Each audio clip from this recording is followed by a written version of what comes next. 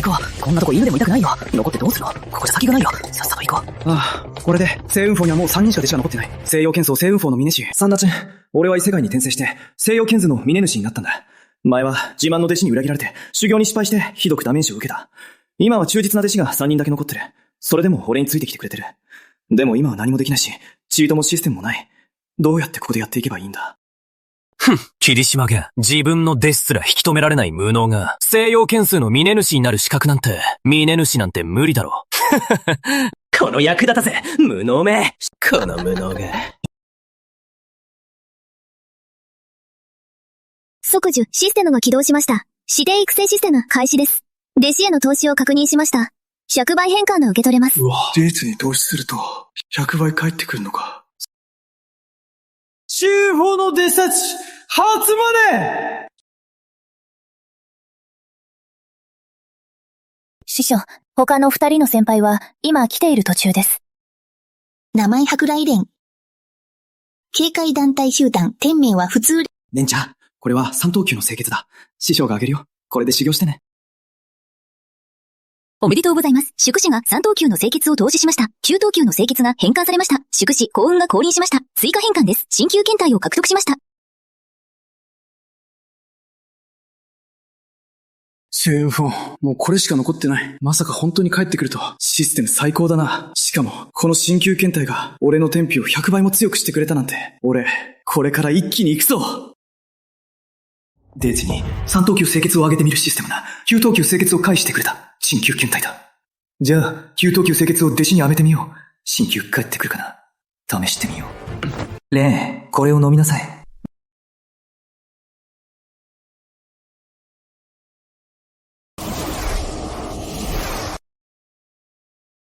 システムの抜け道を探そうとしたけど、考えすぎだったな。はぁ、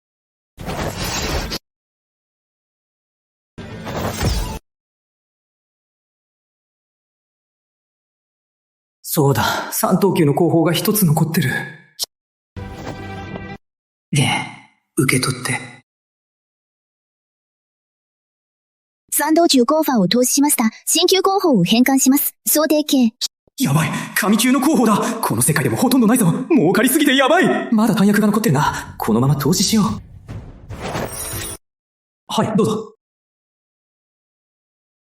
おめでとうございます。弟子に3等級弾薬を投資しました。ベーズに4等級弾薬を投資しました。9等級剣弾を変換します。ベーズに4等級弾薬を投資しました。新旧金弾を変換します。ベーズに4等級弾薬を授けます。新旧大道金弾を変異で獲得しました。うわ、新旧金弾だ。これが次の境界に進むために一番必要な弾薬なんだ。西洋剣数を全部売ったって一つも買えないんだよな。師匠、着きました。名前、ヒオサージン。チーチェイ、中期、二段、剣名、なし。最近の出来事、修行に忙しい。8ヶ月後の西洋剣数大会に備えて準備してる。サージェンは本当に忠義深いな。センフォーもここまで落ちぶれてしまったのに、それでも大会のことを考えてる。センフォーのために戦うつもりなんだな。名前、桐原ゆめつ、チンチェイ。表付きは周期1段。実は次元3段。天命8等級、幽水減退。最近の出来事、天尊教修士の元から、天場、桐の、女帝の霊魂体のところで8等級後方を手に入れた。修行の準備中。すごいな。システム持ってないんだな。危うく騙されるとこだったな。まあ、そんなことは気にしなくていい。俺を師匠として認めてくれれば、カンカンさえしてくれれば、それで十分だ。お前、俺を師匠と認めてくれる。正体を明かさないで。まだここにしばらくいるから。師匠、なぜそんなことをおっしゃるんですか？私はもう師匠の弟子ですよ。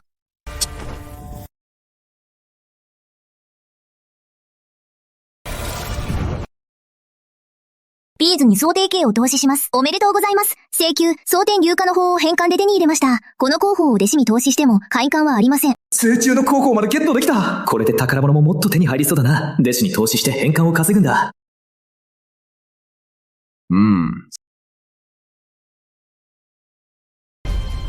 戦中の修行法まで手に入ったぞ。これでさらに宝物がどんどん増えそうだ。弟子に投資してリターンを稼ぐんだ。今回の変換アイテムは何だろう？どんな効果があるのかな？新旧剣ティ、玄道の修行、スピードと威力の10倍になる。請求、蒼天流化の法、肉体強度の100倍になる。嘘だろ。修行スピードまで剣道の威力が10倍になるなんて。しかも請求、蒼天流化の法は体の強さまで100倍になるなんてありえない。内間ひどえの権威を習得しました。生島20の権威を習得しました。生島みじえの権威を習得しました。新四建造の中で最上位長老だけが人への権威を身につけてる。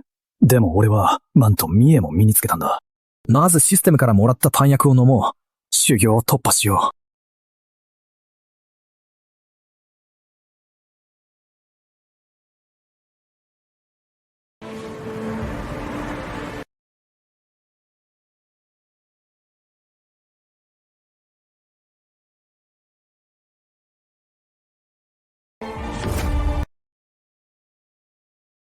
3ヶ月間ひたすら修行して、やっと聖中の修行法を身につけた。蒼天龍華の法も習得した。誠意も40になった。姉がここに来たのは一つだけだ。霧島、王郷への突破に失敗したな。デクツヨ7段まで落ちた。フィモ主の資格はもうないぞ。聖子派に興味はあるか？入ってみないか？鎮火へ来たのは、ただ一つの要件のためだ。霧島軍。大きゃたこへの挑戦に失敗し、月経7段まで下がった。もう峰主の資格はない。興味はあるか？聖子派に入ってみないか？宗門の中では、聖子、野子天教と聖女院蔵、深風が長年争ってきた。俺はずっと中立だった。なんで俺を誘おうと思ったんだ？それで何か得するのか？ジーマの君の実力じゃ、聖雲峰を守りきれないだろう。もし殿下の陣営に入れば、ドンカが君を守ってくれるし、荷物主のままでいられるぞ。はあ？宗門内で芸教7段の奴はそんなに多くないけど、まあまあいる。聖雲峰、主人の座を狙ってる奴も結構いるぞ。ふん。これは俺の意志だ。それは殿下の意志でもある。もういい。どうする？俺は大勢行者だ。わざわざ誘いに来てやったのに、極境ごときが、これでも十分に顔を立ててやったんだぞ。まだグズグズしてるのか。まったく、運知らずね。ここで失礼します。よし。後悔するなよ。今日の決断を。スースカに入る気がないなら、別に構わない。たかが豪強7段ごとき、恐れるに足りない。聖雲峰、主人の座が欲しくないなら、無理に進めないよ。金長老。はい。どうやら前に月経6段まで突破したって聞いたぞ。なら、聖雲峰主人の座は、お前にある。ありがとうございます、聖子。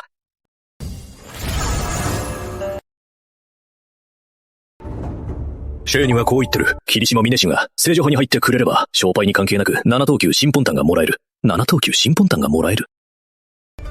内間本寺が聖女派に入ってくれれば、勝ち負けは関係なく、7等級新毛丹を一つもらえます。チートン級、新本丹か。新婚の修復に使えるんだ。前に王郷突破に失敗したし、今まさにこれが必要だった。システムが道傷を直してくれるから、もうこれはいらないけど。でも聖女は本当に誠意を見せてくれた。逆に聖子はタダで手に入れようとして、しかも脅してきたし。いいよ。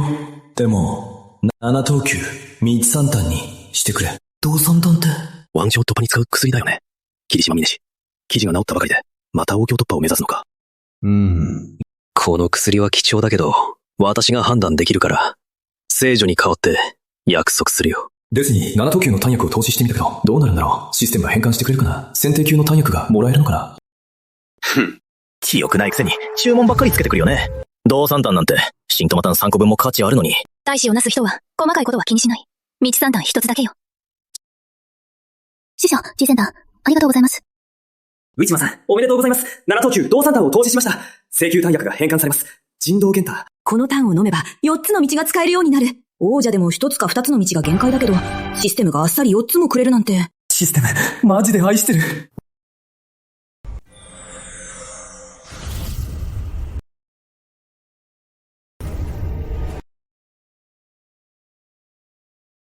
2ヶ月か。やっとして育成システムは変換パからを全部精錬できた。やっと史上最強の王郷を目指せる。今の俺の強さは自分でもよくわからない。でも、この前俺を侮辱した天元峰の主人、俺と戦ったら、俺の一振りで切り捨ててやるさ。たった5ヶ月で、白瀬蓮が秋季3段から信玄3段まで成長したなんて、しかも想定系から剣道のひな形まで掴んだなんて、9等級清潔を授けてよかったな。新旧想定系も無駄じゃなかった。あっという間に5ヶ月、日の三社も秋季2段から秋季9段に上がったな。上中想定系から剣道のひな形をしっかり悟ったな。なかなかいいね。ししいな。ゆめ子は、俺の神級候補、想定系を選んでくれなかった。もし選んでくれていたら、今頃聖子や聖女に追いつけたのに、今回の宗門大会優勝すれば、7等級の短薬がもらえるし、神級聖域にも入れるんだ。聖子や聖女まで狙って参戦してくるんだ。3ヶ月後には、弟子たちが、果たして戦えるのか心配だな。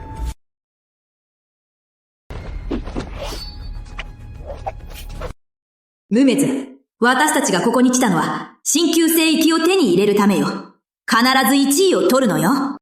師匠、西洋建造も、東西帝国も、私にとっては相手にならないわ。今回の1位は、私が楽勝でいただくわ。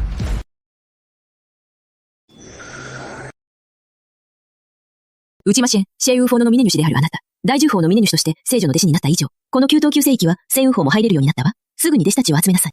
これまで、毎回9等級聖域が開かれるたびに、うちの聖雲峰はいつも参加できなかった。まさか今回が初参加になるなんて。新雲峰の弟子、集まれ！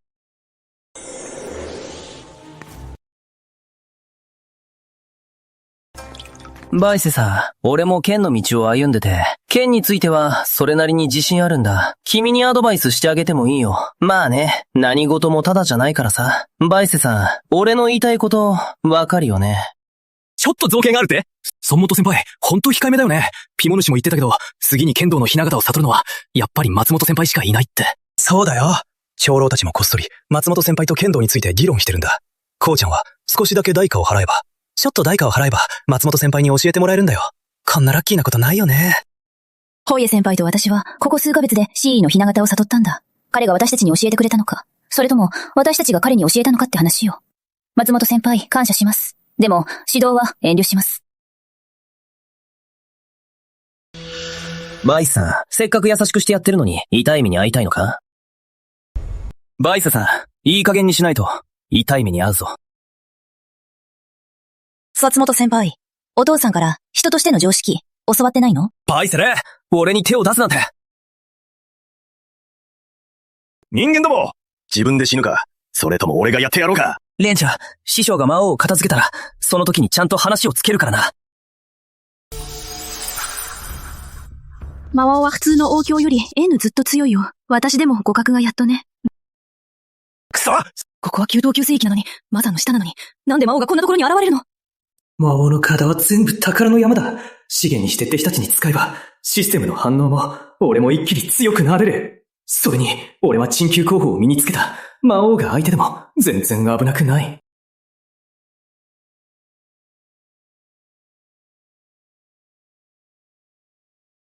あいつからソルの気配がする。逃げろ！早く逃げろ！あいつから神竜の気が。逃げろ！早く逃げろ！内間ポンジュ、すごい！霧島ポンジュ、すごい！この魔王、私が怖がらせて逃げたわけじゃなさそう。むしろ、霧島が怖がらせて逃げたみたい。でも、霧島は王教突破に失敗してるし、そんな実力はないよね。なんだか変だな。行こう。船室に戻って休もう。覚えてろよ。待ってるよ。な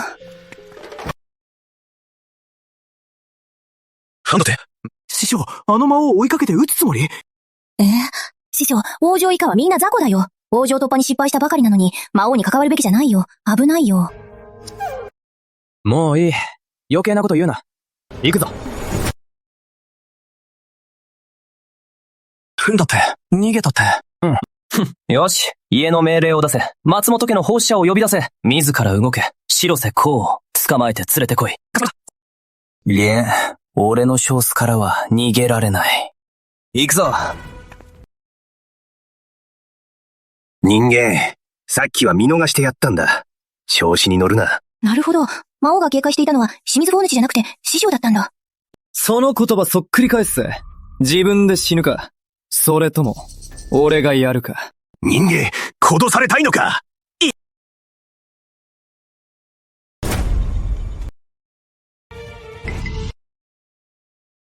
この魔王さ、師匠と戦うのも怖がってるなんて、強がって逃げちゃったよ。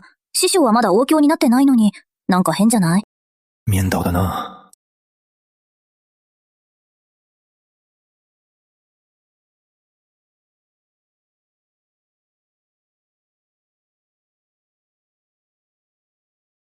これは王宮魔獣の腕だ。火事に回してくれ。猛獣魔獣の腕を投入しました。配管は、尊者社会の魔獣の腕です。王宮魔獣の腕が、尊者境の魔獣の腕に進化した。2段階もランクアップしたなんて。交渉帝国中でも、尊者境の魔獣なんて、ほとんどいないのに。これは王宮魔獣の大腿骨だ。火事に回して。おめでとうございます。王宮魔獣の大腿骨を投入しました。カンカンは、尊者境の魔獣の大腿骨です。尊者キーの魔獣を手に入れたし、腕と足の骨も揃ったし、これで尊者キーの防御方法が作れる。これは儲けものだな。残りは月影市で資源に交換して、また投入しよう。行くぞ、月影市へ。遊院地にはたどり着けないぞ。行くぞ、月影市へ。遊院地には行かせないぞ。あなた、これはどういうことだ？まさか、王宮魔獣の気配じゃないか。もしかしてここで、さっき王宮魔獣が現れたのか。まさか、こいつが倒したのか。あいつらの手に、まさか持ってるなんて。王宮魔獣の足の骨。それに腕まで。俺ですら王宮魔獣に遭遇したら、即座に逃げるしかない。でも、こいつは激強なのに、魔王を一撃で倒すなんて、絶対に関わっちゃいけない。スバタ氏が申し上げたいのは、あなた様ほどのご身分で、歩いて月影地に向かうなんて、七品比喩を一層ご用意しております。どうぞ、お受け取りください。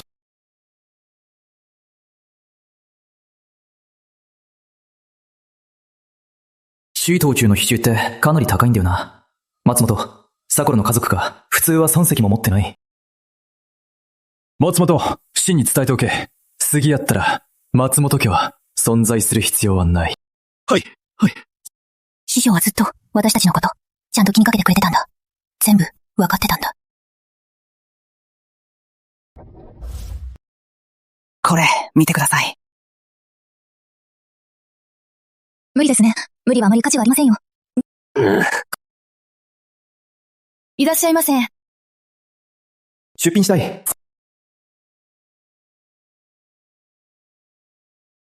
嘘でしょ？これ、王宮魔獣の死体。しかも、王宮魔獣丹まで。しかも丸ごと。王撃魔獣！王宮魔獣の死体だ！王宮魔獣の死骸！私は元長老です。元長老、こんにちは。ちょうどいいタイミングでお越しですね。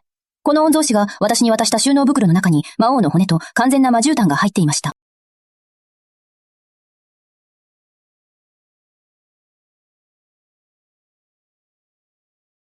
長年うちのオークションではこんなに完全な魔王の骨なんて見たことがないし、しかも魔獣弾まで揃ってるなんて。その魔王の致命傷は K の一撃によるものだ。つまりこの魔王は誰かに剣で一撃で切られたんだ。その魔王を切った人物は間違いなく権威を極めた絶世の剣衆だ。しかも1層や2層程度ではなく、少なくとも3層の権威を持つ絶世の大能だ。権威が3段以上はあるな。とんでもない強者のだ。ムシマ様、少々お待ちください。ユエインオークション、関心帝国中に広まってるんだ。そのオークションの責任者が師匠にこんなに礼儀正しいなんて。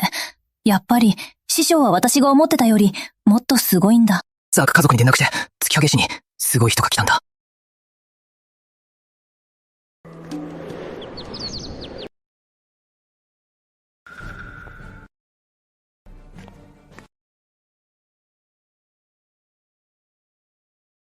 私は月影オークションの主人だ。霧島様、ご存命を伺ってもよろしいでしょうか。ズキンオークションって本当にすごい人ばかりだな。まさかこの女性が王宮の教授だったとは。道間源です。内間様、その王宮魔獣の骨を少し拝見してもよろしいでしょうか。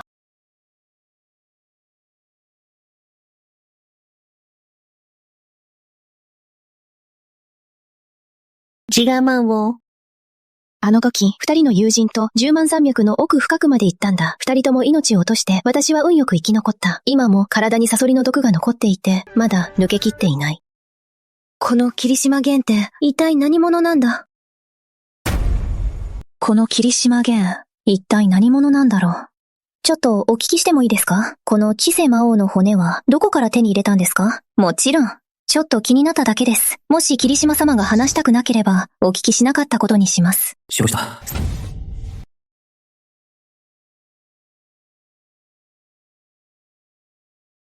スシエ魔王はいくらなんでも、王郷の古参魔王だ。たとえ人間の強者が4、5人で協力しても、倒せるとは限らない。霧島様はまだ王郷じゃないのに、つさせ魔王を倒せるはずがない。どうやら、霧島様は話す気はなさそうですね。じゃあ、もういいです。霧島様、今回のオークションでは、うちのオークションが1だけ手数料としていただきます。残りはすべて霧島様のものです。オークションは3日後に開催されます。3日間、お待ちくださいませ。普通のオークションなら、手数料は最低でも10取られる。今回は1だけなんて、本当に良心的だ。それに、これほどの貴重な宝物なら、当然、事前に宣伝しておくべきだよね。しばらく閉館授業するから、君たちは街の中を好きに見てもらっていいよ。遅くならないように早めに帰ってきてね。はい。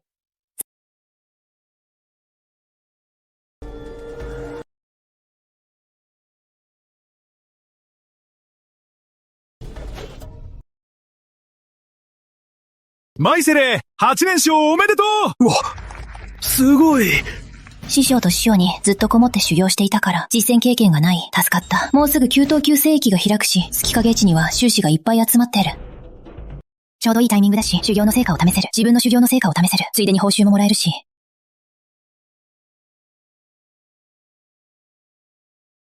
師匠は、9位の雛形をすでに悟っている方ですよね。交渉帝国の中でも、そんな人は滅多にいません。なんであんな小娘を弟子にするんですか？いいからローク。お前が行け。お前の剣を受け止められたら、彼女を弟子にする。師匠、この弟子は、今日は弟子にできませんよ。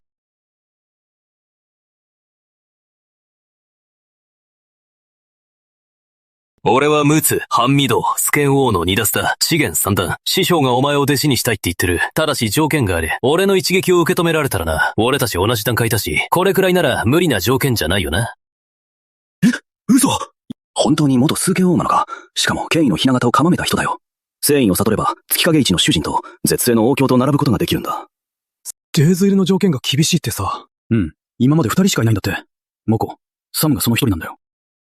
ああ、羨ましいな。あの子、元そう。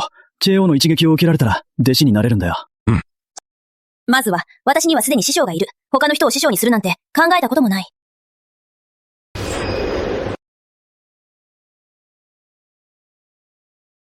権威、こんな若い女の子が、権威を身につけてるなんて。うちの師匠は王郷の剣士だけど、戦意に届くまであと半歩だったのに。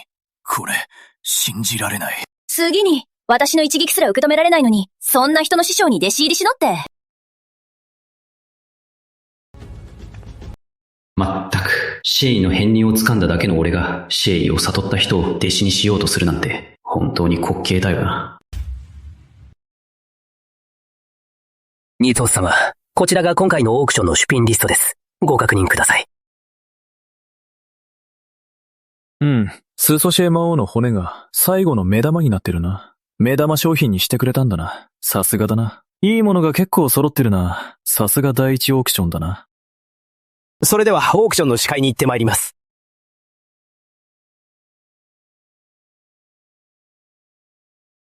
どうもどうも。お久しぶりです。本当に。どうぞ。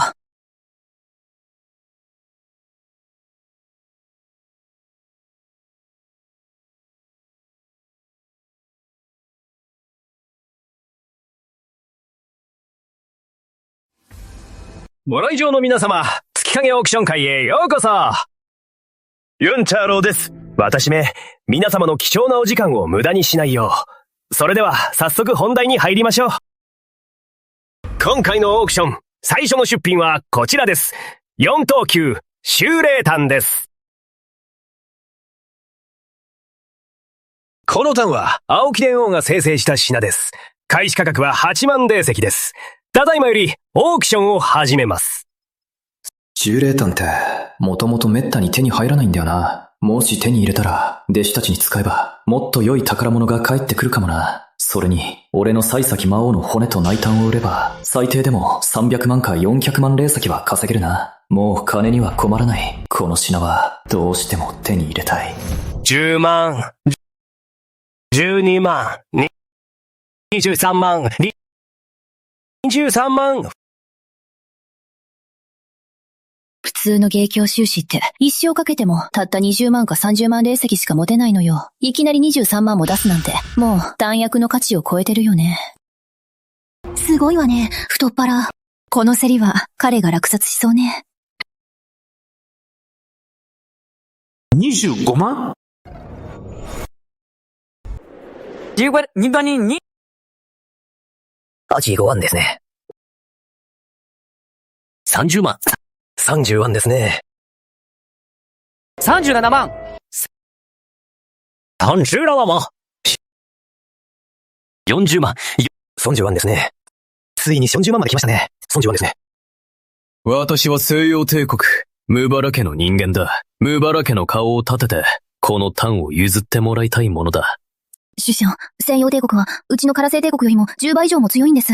しかも、ムクハラ家は西洋帝国の中でも、西洋帝国の中でも一番のターカ族です。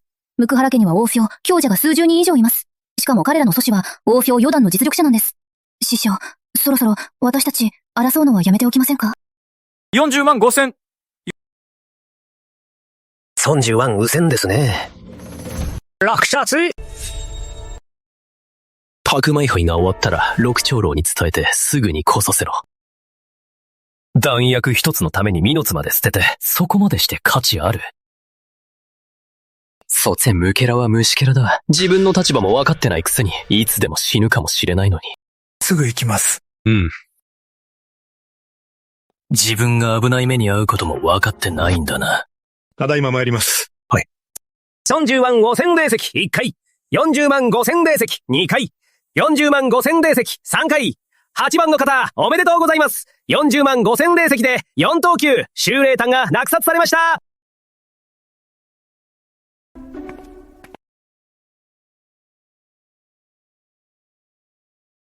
サオジン、首相に仕え、早く教会を追いつけ。ありがとうございます。それで。この弾薬は弟子への投資です。8等級、囚人炭が返還されます。おめでとうございます。霧島、4等級、修霊炭を投資しました。反感はありません。バチ等級、終身だ。王人突破の確率が3割も上がる。価値は計り知れない。もしかして、西洋件数を丸ごと売ったとしても、一粒すら買えないかもな。大当たりだ。せっかく手に入れたのに、弟子への投資には使えないのが残念だ。まあいい。もう少し様子を見よう。他にも宝物があるかもな。こちらが今回のオークションの最終目玉商品です。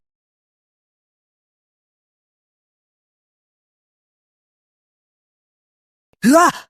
これ、何なんだろう？王宮魔獣の骨です。さらにこちらは王宮魔獣炭の完全品です。さすが王宮魔獣だな。死んでてもこのやつか。鳥肌が立つほどだよ。この王宮魔獣の体になんで剣の跡がついてるんだ？これは剣の傷じゃない、シェイだ。つまり、この王宮魔獣は、シェイを極めた絶世の剣士に一刀で切られたってことか。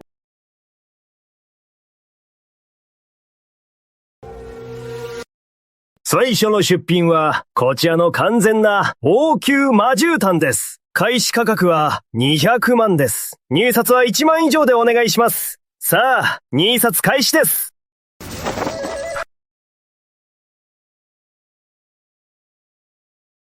201万。この王宮魔獣のウイタンは、わしのものだ。すごいいいやつ感だ。最低でも王宮2段、完成だろうな。あ、大げだ。アウト。目から王だ。脈棒。民子、罠は殺しまくる。一人でも怒らせたら、一族全員巻き添えになる。以前9等級聖域で格闘術を手に入れたことがある。彼より強い人でも捕まえることはできないんだ。もうやめとこう。彼が欲しがってるなら、この内炭は、俺は入札しないよ。ミンコをどういうつもりなの？私は月影一のトップクラスの強者よ。ユエン氏の主人でも、王城三段レベルの強者でも、メオコ王にはどうにもできない。どうしよう。別に深い意味はないぜ。俺はただオークションに参加してるだけだ。それじゃダメなのか？わしが規則を破ったか？わしが無理やり入札させたか？言ってみろ。あるか？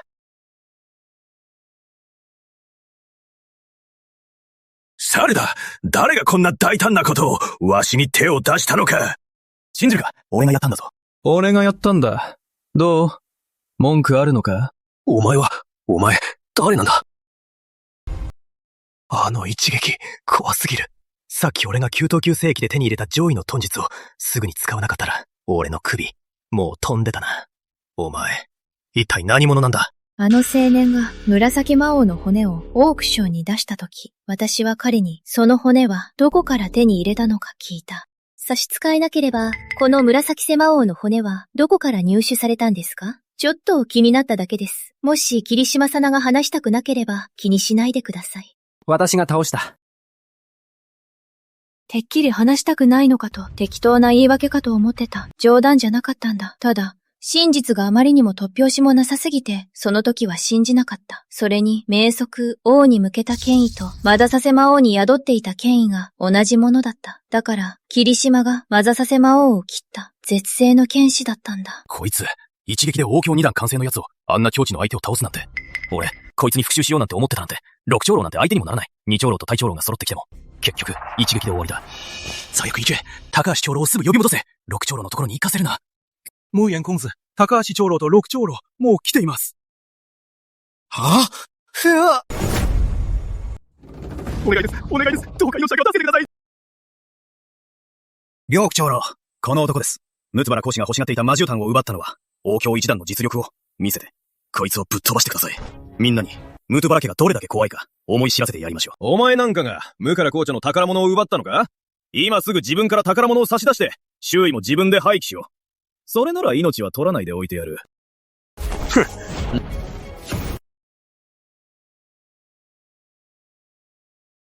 ムーヤンコーズに、俺が納得できる償いを出させろ。それができなきゃ、このままじゃ済まないぞ。消えろ。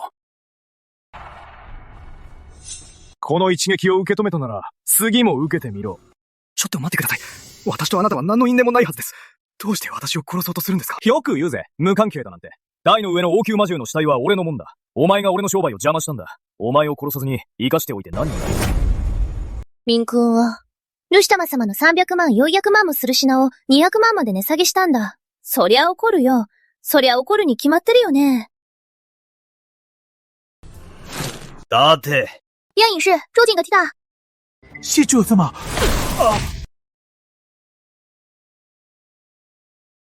楊隐士、主人が目の前でメオクワ王を殺しちゃうなんてわかってる？月影氏、主人は王強三段の絶世の強者なんだよ。民公安が騒いでた時は何もしなかったくせに、俺が正義を執行しようとしたら急に出てきて止めるなんて。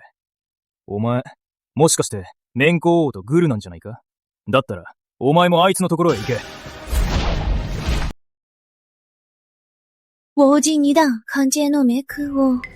王子三段の月影一主人。まさか二人とも一撃でやられるなんて。オークション、続けます。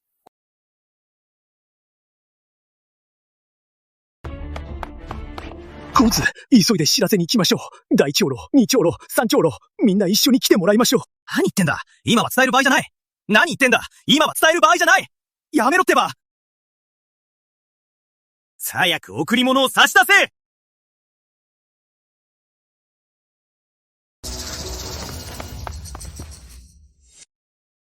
どうか、木原家が差し上げる霊石です。どうか、木原家をお許しください。そこまで誠意を示してくれたし、俺と木原家の因縁は、これで終わりだ。シージン、ロー。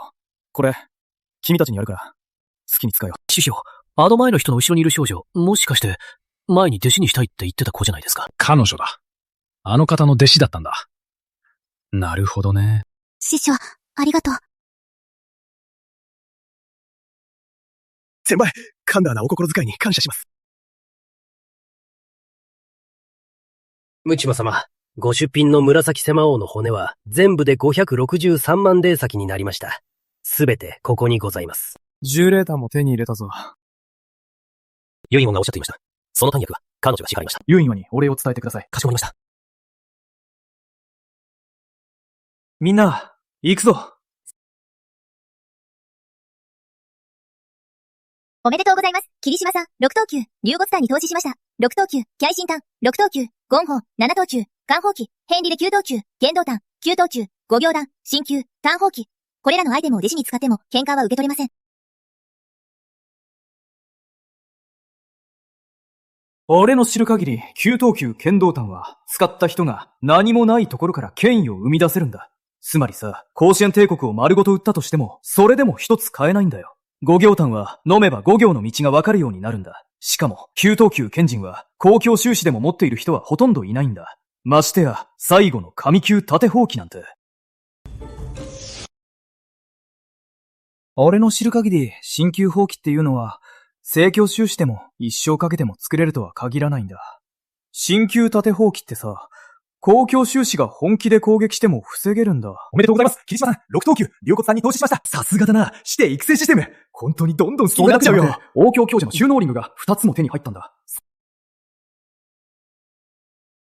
民工王の収納リングを見てみたけど、大したものは入ってなかったな。唯一入ってたのは7等級の遁術、天保影だけだった。だからこんなことしてんのか。そもそも金なんて持ってないんだな。月影値、主人の収納リングにはなんと700万以上の霊石も入ってた。手持ちが数十万霊石だったのに、今や1000万霊石も持ってるなんて。この気分たまらないな。このお金ならまた7等級の弾薬も買えるし、弟子に投資すれば人級以上の弾薬が返ってくるんだ。想像しただけでワクワクするな。師匠、何かご用でしょうか？これで修行しなさい。ありがとうございます、師匠。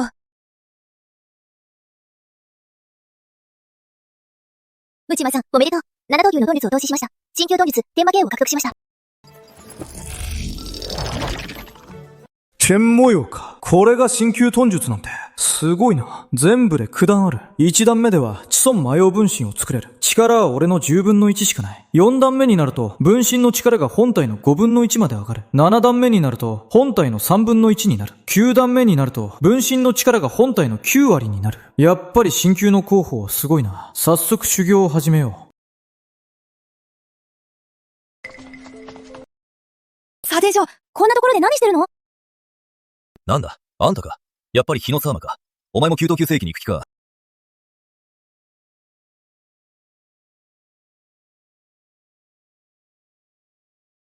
あいつ誰だ？お嬢様がなんであんなに優しくしてるの？あいつ、日野三座って名前。お嬢様と内緒で結婚する約束してるんだって。あいつ、してるのは西洋剣園の福玉。専門の弟子っぽいな。専門の弟子だからって、彼の師匠は王教ですらないんだよ。なるほど。だから旦那様はあいつのことあまり気にしないな。旦那様は市長の息子さんを気に入ってるんだ。原告層の王教の地出しらしい。新春、さっきからため息ばかりついてるけど、何か困ったことでもあったのか？さあ、残暑。議員道から9等級聖域まで行く途中、危険な場所もいくつかあるの。無事にたどり着くには、王教の強者に護衛してもらわないと無理なんだ。ターさんがもう値段の話をつけてたのに、あいつがいきなり値段を釣り上げてきて、5万だったのが10万にされたの。さらに5万出せって。さもなきゃ出ていけって。写真。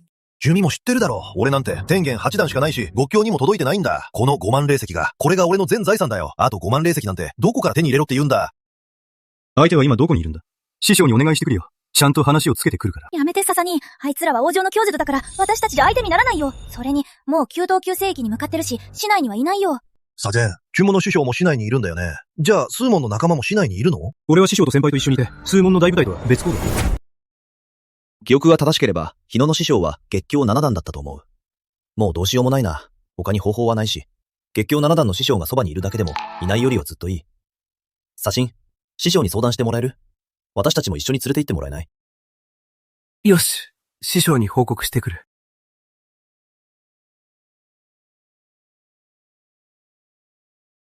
師匠、いかがでしょうか？わかった。明日の朝一番で出発しよう。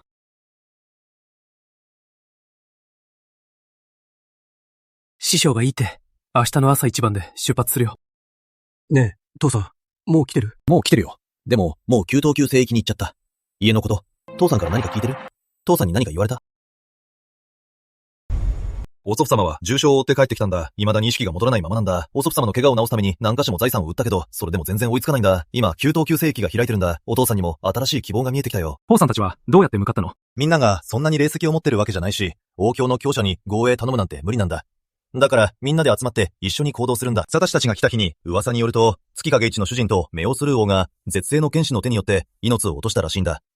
本当に王教になっても命すら守れないんだ。あの日、外で命を落とした人もいたよ。ほんと、世の中はめちゃくちゃだ。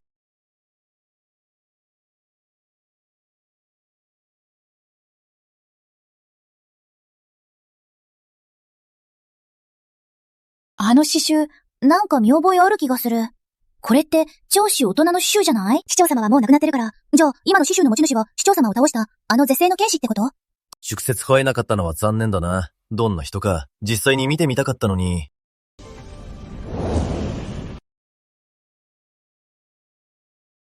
先輩、出発しよう。先輩、ちょっと待って。月影市の筋を倒した絶世の剣士って、最近聞きすぎて耳にタコができるほどだ。そうだね。殺生、あの絶世の天使が本当にあなたの師匠なの？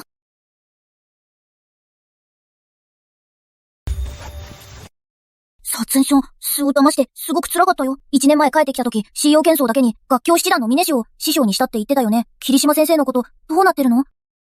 イミネンツァイは、師匠は確かに、合教七段だった。一年生。俺から見たら、サションは七王帝の松本米子には全然かなわなかった。でも、今は、確かに笹間は松本には及ばない。でも、笹間の師匠は松本の師匠よりも何倍も強い。もう、どっちが上かわからないな。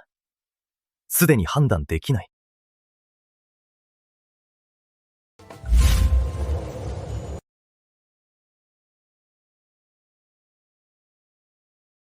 そろそろ暗くなるぞ。みんな、気をつけろよ。また危険が迫ってる。このグループには天元教修士が10人以上いるんだ。月教魔獣に出くわさえしなければ特に危険はないよ。でも、この10万山脈の中じゃ、ここにいる魔獣は全部が合教以上なんだ。はぁ。何のだ？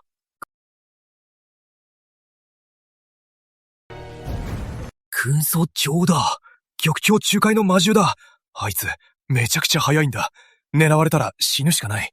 極教後期の修士でも、あいつを見たらビビるよ。くそ、なんてことだ。空想教なんて、見たり見かけないのに、普通ならまず出会わないよ。よっぽど運が悪くない限りね。こっちに向かってきてる。やばい、やばい。どうしよう。もうダメだ、もうダメだ。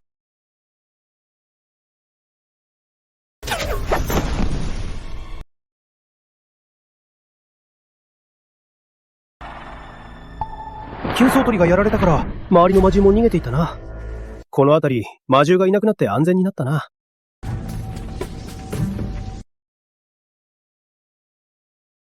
本当にありがとうございます、英雄様。父さん。本当に父さんなんだ。写真を中元シャホン、みんな無事だったんだな。シンションが教えてくれたんだ。父さんが他の修士たちと冒険団を組んで、弓道級聖域に入ろうとしているって。だから気になって霧島先生に話したんだ。それで霧島先生がずっと探しに来てくれたんだ。命を救ってくださり、心から感謝します。まあ、彼を弟子にしたからには、彼のことは私が責任を持つよ。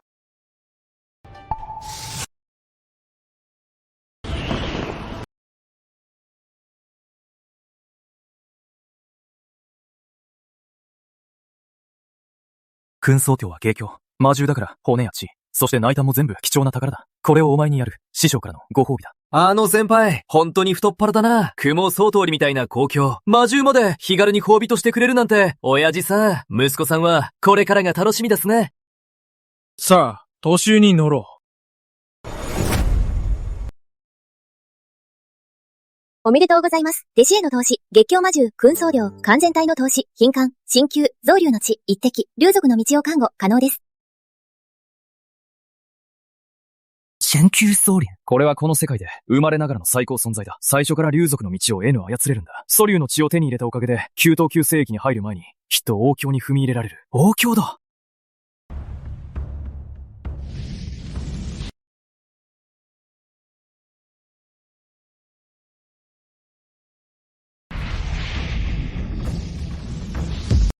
もう3日経ったな。やっと祖竜の血を融合できた。竜族の道も身につけた。王教までは、あとは霊気を貯めるだけだな。サシン、やっぱり、お前は俺の自慢の弟子だな。弓道級聖域が終わったら、もし何かいいものが手に入ったら、まず君に分けてあげるよ。師匠、弓道級聖域に着きました。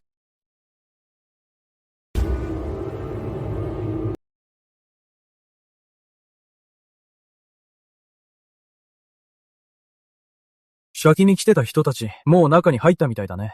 それなら、俺たちも入ろうか。あ、そうだ。このリング持ってて、もし命の危険があったら、これを壊して。はい。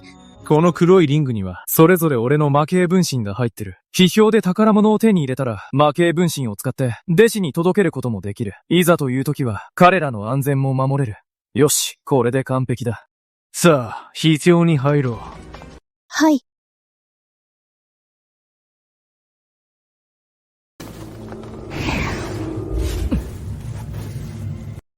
上等級聖域に入った瞬間、ランダムでどこかに飛ばされる。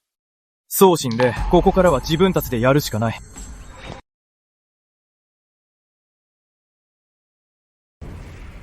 この9等級聖域の中では、信式がかなり制限されるんだ。俺ですら、数理しか探れない。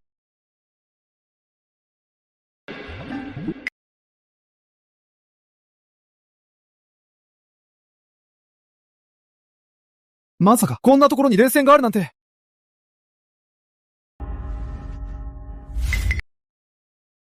こんな場所に冷戦があるなんて、信じられないな。俺、こんなに運がいいなんて。この冷戦さえあれば、王郷まで一気に行けそうだ。この聖域で、そのまま突破できるぞ。よし、行くぞ。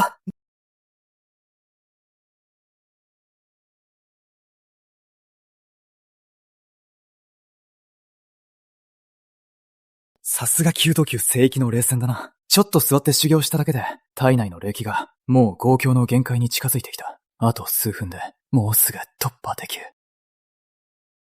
こんなところで修行してる人がいるなんて。この冷戦は、僕が先に見つけたんだ。どうか、帰ってほしい。冗談言ってるの？確かに先に見つけたのはあなたね。でも、若者は実力あるものは手に入れるものよ。あなた、実力は私と同じくらいね。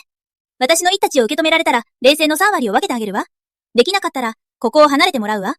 どう？篠月先輩、それがチャンスって言える？先輩は限定ランキング入りのトップクラスだよ。現役ってめちゃくちゃ広いし、交渉帝国みたいな国も1000はなくても数百はあるんだよ。でも現ランキングはたった100人しかいない。たとえ王郷2段の収支でも先輩の人たちは受け止められないよ。先輩、ほんと意地悪だよね。先輩、ほんと意地悪だよね。どう受ける？じゃあこうしよう。俺の日立を受け止められたら、この冷戦、全部あげる。どうだ？どう返事するの？じゃあ、俺の一撃を耐えられたら、この泉は君のものだ。あんた、頭おかしいんじゃない？あんた、目の前の人が誰か分かってる？水月先輩は現ランキング入りしてるんだから。うるさいな。自習かよ。そんなことして楽しい？これ、チェン？しかも1段なんかじゃない。まさか4段以上だなんて。そんなバカな。ありえない。ありえない。こんな小さな家日7国で、まさか、王郷以下で権威を悟る人がいるなんて。しかも4段の権威だよ。この人、まだ30にもなってないのに。もしかして、この人も私たちと同じく、7国以外の大陸から来たの？この一撃、やばすぎる。家族の長老ですら、この程度なんだ。もし私が、王郷3段の全力一撃を防げる、命を守る玉札を持ってなかったら、今頃死んでた。あいつ、何者なの？極境九段で王郷3段を超える全力の一撃を放てるなんて、この強さは、現ランキング上位10名でも N 届かないんじゃないか？前から父さんに言われてた、上には上がいる、さらに上がいるって、私の人生、ずっと順調すぎた。だから、そんな忠告も気にしてなかった。今日は私の負けだ。しかもこの人には一生かかっても勝てない。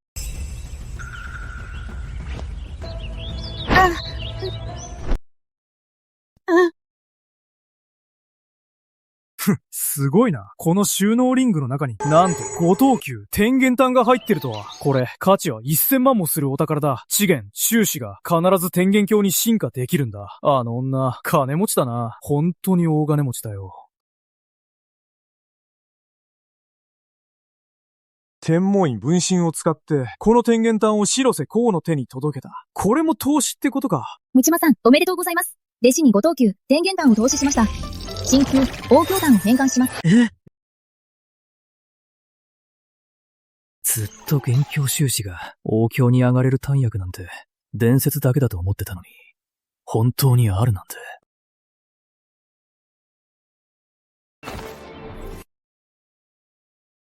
数年ぶりに、やっとまたここまで来た。でも前回は剣道で王郷に入ろうとしたけど、失敗したんだ。今回はシステムの力を借りて22の大道を悟ったんだ。今回は王になるだけじゃない。これまでにない最強の王郷になるんだ。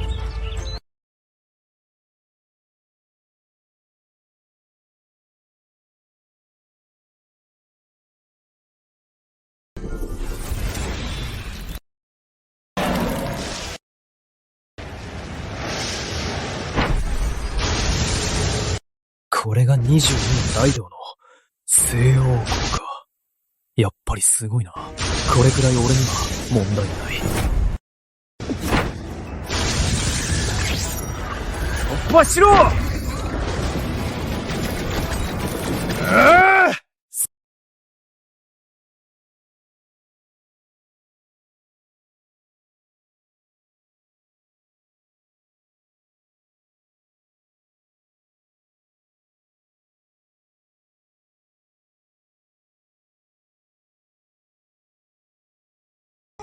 この冷戦の力を N 甘く見てたな。王郷に突破できれば、それだけでも N 運が良いと思ってた。まさか今は、一気に王郷一段の完成まで到達したなんて。もちろん、俺の先天根源検体も、新旧工法の総提供も、正旧工法の総天流化の法も、やっぱり大きく助けになったな。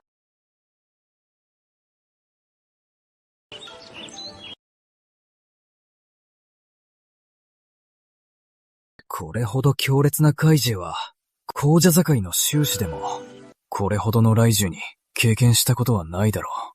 俺じゃなかったら、誰でも、この雷獣で死んでたな。王朝の後は、道を悟り、合同へ進むんだ。普通は、一つの道を悟れば、王郷になる。でも、それはありふれた王郷なんだ。王郷、修士がさらに上を目指すには、悟った道をしっかり融合させる必要がある。これを合同って呼ぶんだ。死の王郷は合同郷って呼ばれてたんだ。一つの道をしっかり融合したら、王郷一段完成になるんだ。その後は二つ目の道を悟る。二つ目を悟ったら、王郷二段になる。同じように進んでいく。九つの道を極めたら、王郷九段完成になる。王城中段、完成したら、その先は紅茶境だ。9回も雷勢を受けなきゃならない。王城9段、完成者がどれだけいても、9つの雷勢で命を落とす人がほとんどだ。紅茶への道は、天に昇るほど難しい。だからこそ、7国の中には、向上に至った者が誰もいないんだ。俺は、22もの大道を悟ったのか。ということは、もしかして、22回も雷勢を受けることになるのか。これでも、今後は新しい道を悟らなければって場合の話だけど。じゃあ、これからは雷に打たれながらシャワーでも浴びることにしよう。ワンジになったし、しかも一段、完成まで一気に進んだ。そろそろ行くか。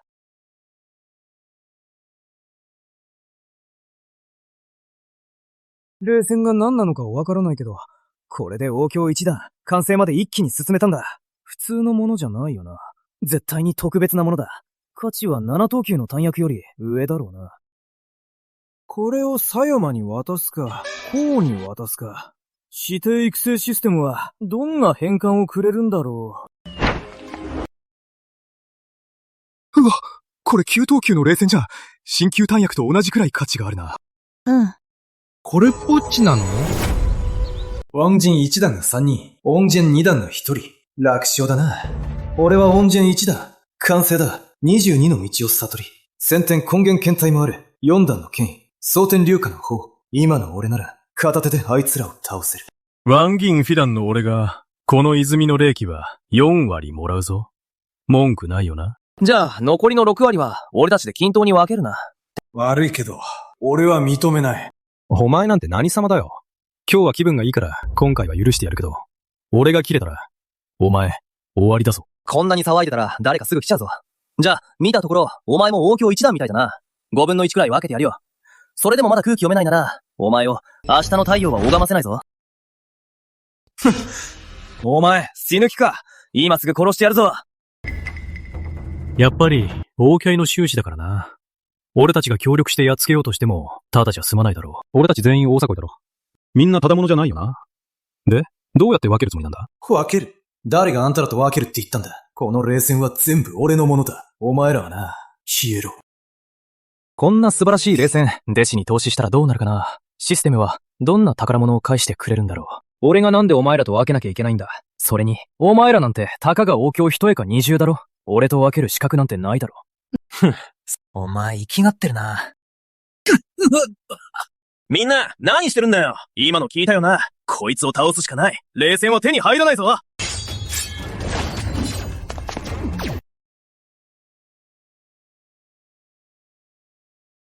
絶望か？どうやら本当の絶望を経験したことないんだな。天魔影第9層。どうせお前らはもうすぐ死ぬし、本当のことを教えてやるよ。俺の天魔影は、神級の遁術だ。第9層まで極めれば、俺の力の9割を持つ、魔系を呼び出せるんだ。俺より2つ上の境界じゃなきゃ、本物かどうか見抜けないんだよ。どうした？さっきは、冷戦の1割よこせって言ってたよな。ちょっと言い合いになっただけで、すぐに俺を殺そうとしたよな。もういい、分身なんてあっても、それでも俺はお前を倒せる。みんな、袴物はあいつが持ってるぞ。でも気をつけろ。何の邪法を使ってるかわからない。王教一段完成と同等の魔影を召喚できる。雑魚どもが、せいぜい王教二段止まりのくせによくも俺を狙うなんて。どこからそんな度胸が湧いてきたんだ？誰がそんな勇気を授けたんだよ。みんな、隠れ！早く片付けろ！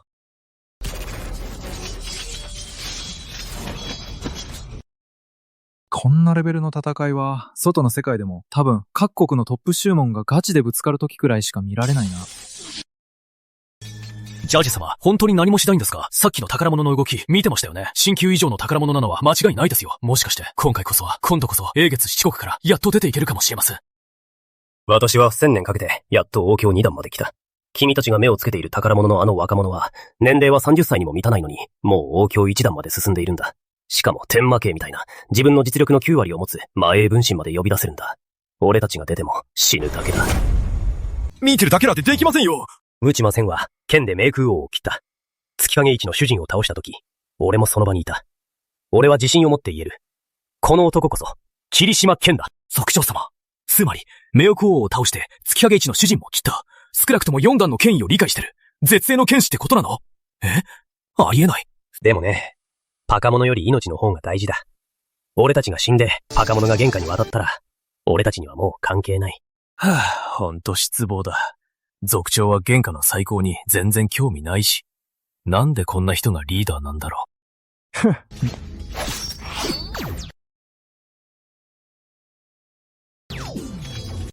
う。なるほど。そういうことか。魔影分身か。俺の力の9割はあるが、やっぱり俺本人じゃない。天地の霊気を取り込めないんだ。長引く戦いでは徐々に弱くなる。でも、普通の宗師たちは天地に認められているから、戦いの中でいつでも霊気を補充できる。まあ、これも悪くないな。ちょうどいい。少しは希望を持たせてやるか。これで全部終わりか。これで終わりだ、坊や。おとなしく観念しろ。そろそろ終わりにしようか。でも、終わるべきなのは、お前たちだ。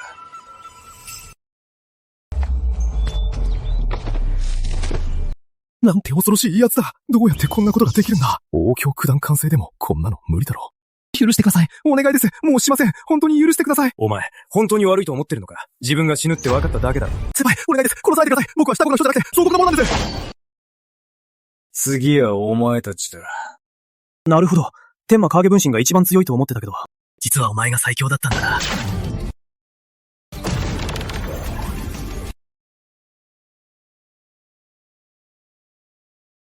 こいつら宝鏡収支の収納リングの中身は、宝なんて一つも入ってないし、全部霊石ばっかりだ。たった1000万かよ。貧乏すぎるだろ。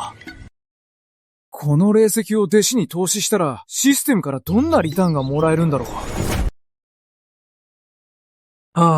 今ある霊石を弟子に投資したら、システムはどんな変換をくれるんだろ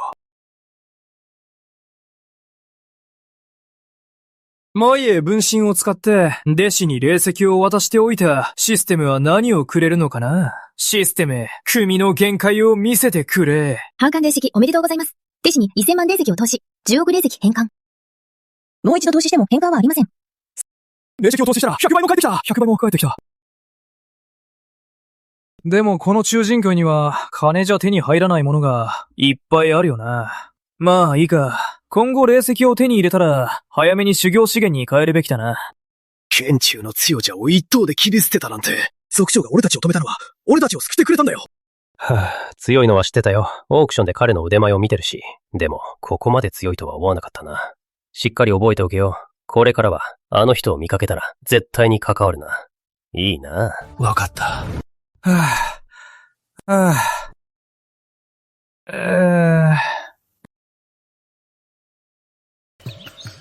この3日間、給湯球聖域を歩き回って隅々まで探したけど、パーコラは一つも見つからなかった。まあ、今回の聖域探索で、冷戦も手に入ったし、王郷にも進めたし、もう他のことはどうでもいいや。そこの若造！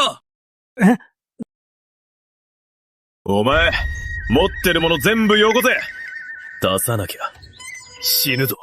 まさか次元鏡の収支かよ。よくも給湯球聖域で強盗なんてやるもんだな。頭おかしいんじゃないか。新安健三の弟子に手を出せると思ってるの？新四健三の弟子って、俺のことを言ってるのか。俺は西雲峰の峰主だけど、突破に失敗してからは、ほとんど姿を見せてない。だからここ数年は、数門に入った新しい弟子たちは、俺の顔を見たことがないのも当然だ。それに俺の周囲も見抜けないし、普通の弟子だと思われても仕方ない。やばい、こいつ強いぞ、早く逃げろ！金大丈夫？どこの峰の弟子？新雲峰だ。星雲峰か。星四健像の中でも一番弱い峰だろ？弟子もほとんどいないって聞いてるし。まさか今日、給湯球聖域で星雲峰の弟子に出くわすなんて。ほんと、めったにないことだな。新雲峰の後輩なんだね。頭木あかりだよ。岩水峰の弟子だ。みんな山は違うけど、外ではやっぱり協力しないとね。よかったら一緒にどう？お互いに助け合えるし。ねえ、パショリ先輩。こいつ、次元校にも達してないし、一緒に行ったら足手まといだよ。こいつと一緒に秘境を冒険するなんて、絶対にごめんだね。私は霧島健です。一緒に行くのは、やめておくよ。俺はいつも一人で動くのが普通だから。俺からすると、お前らの方が足手まといだよ。もし道中で王宮魔獣に遭遇したり、公共の異物に出くわしたら、お前らがいるせいで、俺は本気出せないんだよ。じゃあ、失礼します。ワゴンディ先輩、なんて無礼なやつ。先輩が助けてあげたのに、お礼の一言もないし、今度は先輩の誘いまで断るなんて、あんな人、ほなっておけばいいよ。頭木先輩って、すごく強いのに、でも、優しすぎるんだよね。優しいと、つけ込まれちゃうよね。私たちも行こうか。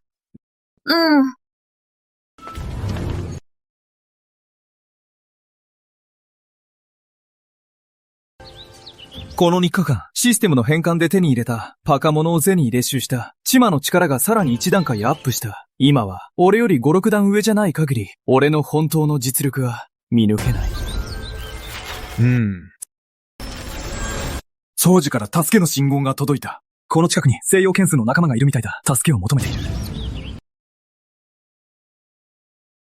とにかく、俺は西洋剣道で、星雲峰の主人だ。放っておけない。お嬢ちゃん、俺の忠告を聞いとけよ。霊下持って、今すぐ立ち去れ。さもないと、霊視おでん、副伝手が来たら、霊下なんて絶対持って帰れないし、お前はここに残って、俺たちと遊んでもらうことになるぞ。霊視おでんの副伝手なの？私が剣常の宗師だって、今向かってるって言ったら、信じる？信じないなら別にいいけど。B なの？援軍が来たのかと思ったのに、まさか、あの世間知らずが来ただけか。ここが王郷戦場だって分かってないの？今更余計なことしに来たのかな。中炎信号に気づいてきてくれたのが、よりによって霧島も主だなんて、本当は来て欲しかったのは上位10峰の峰主だったのに。新四剣山、上位周峰の峰主だけが王郷なんだよ。彼らだけが戦局を変えられるのも彼らだけ。魔人の修士が来たのかと思ったら、思いきや、ただの豪強修士かよ。早くこっちに来て！君。フォンジス様、この後輩はこの前出会ったばかりなんです。私たちが一緒に行こうって誘ったこともあるんですが、断られたんです。誤解してるみたいね。この人は指定じゃないよ。聖雲炎の霧島峰主なんだ。九雲風、武道風樹。まさか、峰主の前で足手まといだって言っちゃったなんて。やばいやばいやばい。なるほど。霧島先輩があの時助けてくれたのは、お礼も言わなかったし、無礼だと思ってたけど、実は私たちの方が、ほんと余計なことしてたんだ。たかが次元教の連中が、月教の強者座を助けるなんて、ほんと、笑っちゃうよ。副伝長。ワンジン四段の中華なの？嘘でしょ？新四剣造の大蔵修士は、誰も来てないのに、霊視おでんから、まさかこんな強者が来るなんて、王女四段の強者だなんて、宗主が来たとしても、あの人には勝てないかも。こんなことになるなら、助けなんて求めなきゃよかった。尺なくとも霧島峰主は、命の危険にはならないよね。行くぞ！ここを出る。副伝授、冗談だろ。いい冗談だね。俺についてこい。ここを出るぞ。言ってることがわからないのか。それに、霊下を全部置いていけ。誰かが隠してるのを見つけたら、殺すぞ。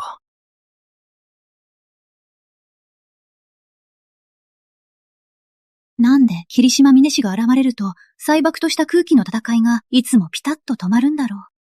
チャイも、紫瀬魔王の時に同じだったよね。今回も、霊氷殿の風伝師は、まさか、また同じ展開？ 1 回目は偶然だったのかも。でも2回目も偶然なんてあり得る？待て。俺が言っていいって言ったが。ムジマフォン、ダメです！特に何かご指示は？うちの先輩が、そちらの部下と一悶着あったんだ。ちょっと怪我しちゃってさ、治療費くらいもらってもいいよね。お前5等中、治療弾1粒。6等中、治療弾3粒。7等中、治療弾1粒。ほんの気持ちですが、これでご満足いただけますでしょうか？まあ、これでいいか。もう行っていいぞ。行くぞ！疑問に思ってるだろ？我々が圧倒的に有利だったのに。なのに、なんでこんなに惨めに引き下がったんだ？うん。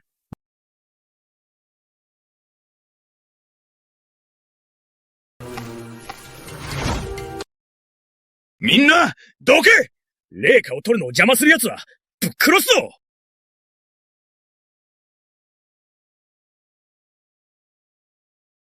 ワンにもなれないザクが、俺の前に出てくるなんて、どこからその度胸が湧いてきたんだ？あ、ごめんなさい。お願いします。勘弁してください。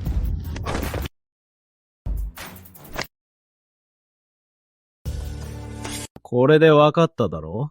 ワン12段終始を片手でやれるなんて、この実力なら、副伝師様でも無理ですよね。菅ができたとしても、片手で王行2段終始を倒せても、それでも意味がない。なぜなら、それが彼の全ての力じゃないから。向かう途中で、実際に見たんだ。彼が一振りで20人以上の王行終始を葬った場面を。20連以上の王教修士が一振りで倒されたの？やばすぎる！副連師様が連れてきてくれてよかった。そうじゃなかったら、俺たち、ここから逃げられなかったよ。だからな、これからはちゃんと見極めて、人にちょっかい出す前によく考えろ。はい。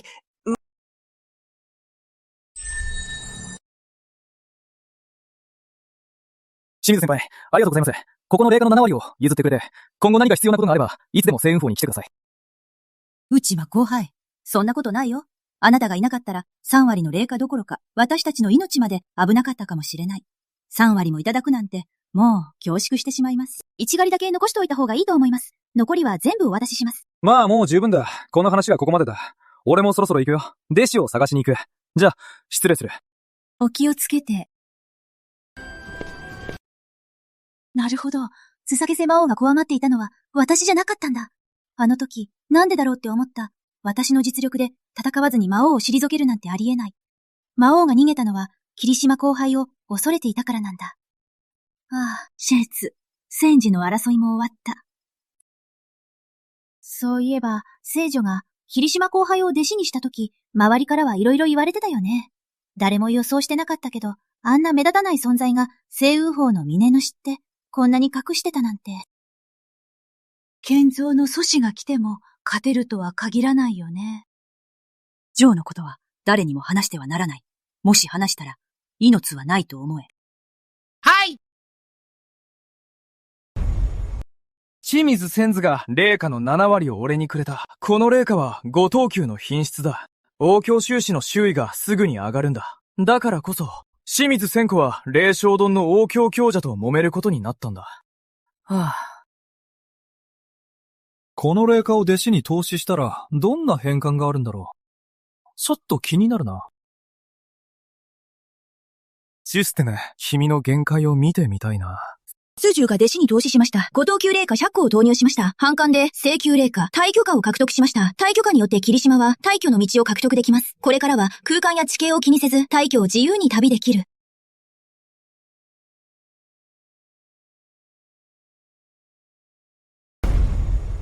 大将、記憶が正しければ、世界樹が誕生した時に最初にできたジェなんだ。だからこそ、聖球の品質なんだよな。まあ、覚えておくべきだけど、給湯球の上が神球で、そのさらに上が聖球なんだ。聖球のさらに上が低球だけど。本当に存在するのか怪しいよな。だって、システムを使ってきたけど、今まで一度も低級のパカラなんて出たことないし。大将優先。僕にとってはすごく大事だ。大挙の道を手に入れたら、身のこなしなんてもう練習しなくていい。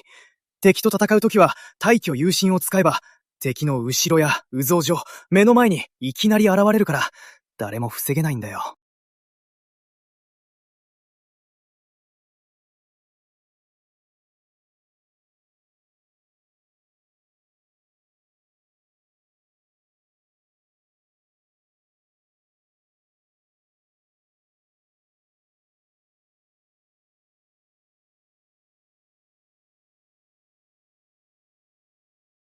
さすが世界樹だ。初めて結ばれた字。一口食べれば悟る必要もなく、すぐに大道の法則が手に入る。もしかして、これが古代先民たちの修行していた環境なのかな。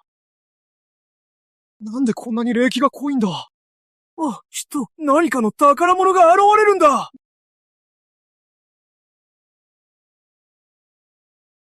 この枝は枯れかけてるのに、それでも、給湯球霊線にしかない霊気を放ってる。ピークの時は、本当に想像できないほどだよ。近くにいるほど、霊気をたくさん吸える。残念だけど、俺たちは外側にいるしかないな。スイナスキ、強すぎるよ。さっき王系の修士が2人いて、彼女の場所を狙ったけど、彼女が1人で2人を相手にして全部倒しちゃった。彼女、現ランキングの天才に違いないよ。気づいてないの？内側に残ってるのは彼女だけだ。王教の修士ですら、彼女には誰も逆らえないんだ。この枝の霊気、めちゃくちゃ強いな。さっき手に入れた霊線と同じくらいだ。あれ？さっき霊線を取り合った。俺が一撃で倒した彼女か。相撲、この霊気が必要なのよ。ちょっと交渉してみるか。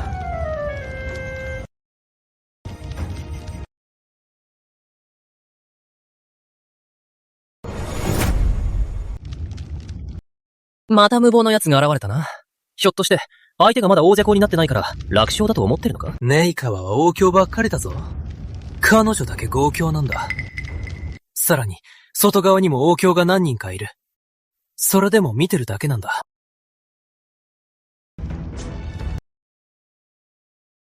まさか、あの人。今までで同じ教会で私を倒したのは彼だけ。しかも一撃だった。俺は水月様が一撃で瞬殺すると思う。俺は逃げたな。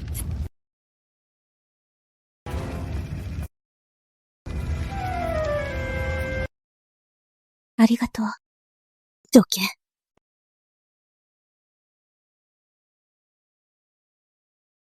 これどうなってるんだ？もうやめろ。こいつ、もしかしてもっと強いぞ。圣阳帝国没有最長老、明骨老人だぞ。俺は王教2段完成だ。王教3段まであと少しだ。差をつく、どけ、行動っそ。ミンゴス。西洋帝国の者同士だろう。俺は全明僧の最上位長老だ。明月教と俺の数門には死の因縁があるが、今は給湯級聖域の中だ。ここで殺し合って他人に笑われるだけだぞ。ちょんまれ！場所を開けろ！死ぬしかないぞ。わかった。消えろ！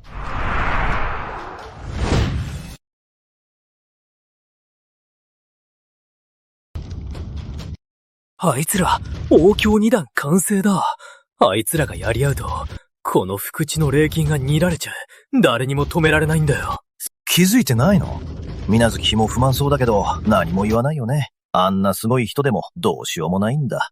俺たちも黙っていよう。たく。おい！そっちでやってくれよ！こっちの修行の邪魔なんだけど。こいつ一言だけで水月氏が場所を譲った。実力は相当強そうだ。俺もわざわざ戦う必要はなさそうだ。お前、今なんて言った？どうやら人の言葉もわからないみたいだな。嘘だろ？長年俺と争ってきた。いろいろ手を尽くしたのに、倒せなかった名骨老人があっさりやられた。しかも、一太刀で。やっとわかった。水無月めがなんであいつに場所を譲ったのか。そうか、そういうことか。この場所で、これ以上争いは起こすな。もちろん、どうしてもやりたいなら、好きにしろ。ただ、さっきのあの老人の末路を、よく考えろ。危なかった。俺は、名骨ほど短気じゃないし。さっき俺も霧島にイラッとしてたけど、名骨より遅れててよかった。危なかった。俺が死ぬとこだった。名骨ですら受け止められなかった一撃。俺も絶対受け止められない。ビルは一体どれほど強いんだろう。こんな小さな穴なき七国で、なんでこんな化け物が現れるんだろう。霧島の限界は、まるで底なしの穴みたいで、全く終わりが見えない。君が、これが霧島の限界だと思った瞬間、彼はさらに上を見せてくる。それはほんの一部に過ぎないんだ。一撃で私を倒した後、霧島はさらに一撃で、王強2段、完成の強者を切った。彼と比べたら、現ランキングの上位10名ですら、天才なんて呼べないよ。まだ半日しか経ってないのに、この枯れ木の霊気が、なんともう尽きてしまった。でも、俺にとっては大きな収穫だ。王郷の周囲が固まっただけじゃなく、さらに一歩進んだ。王郷1段完成から、王郷2段にまで上がった。2段完成まで、あと一歩だ。考えてみてよ。王郷に突破して、まだほんの数日しか経ってないのに、この速さ、まるで、ロケットに乗ってるみたいだ。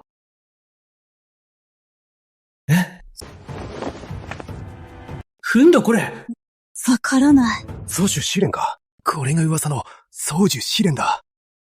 噂では、9等級世紀に祖樹があるらしい。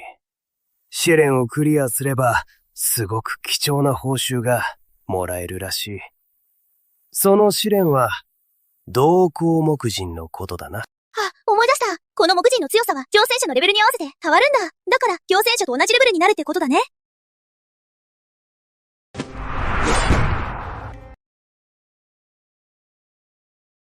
これが同行木人を倒して報酬か。うわ、まさか、9等級、殲滅剣人図とは。イミチマさん、弟子への投資が完了しました。9等級、殲滅剣人を獲得しました。特別変換で判定級、万古剣人を獲得しました。うわ！帝宮って本当に存在するんだ。マジか。帝宮って本当に存在するんだ。今回現れたのは判定級だけど、殲滅剣人よりも確実に強い。よし、修行だ。うん。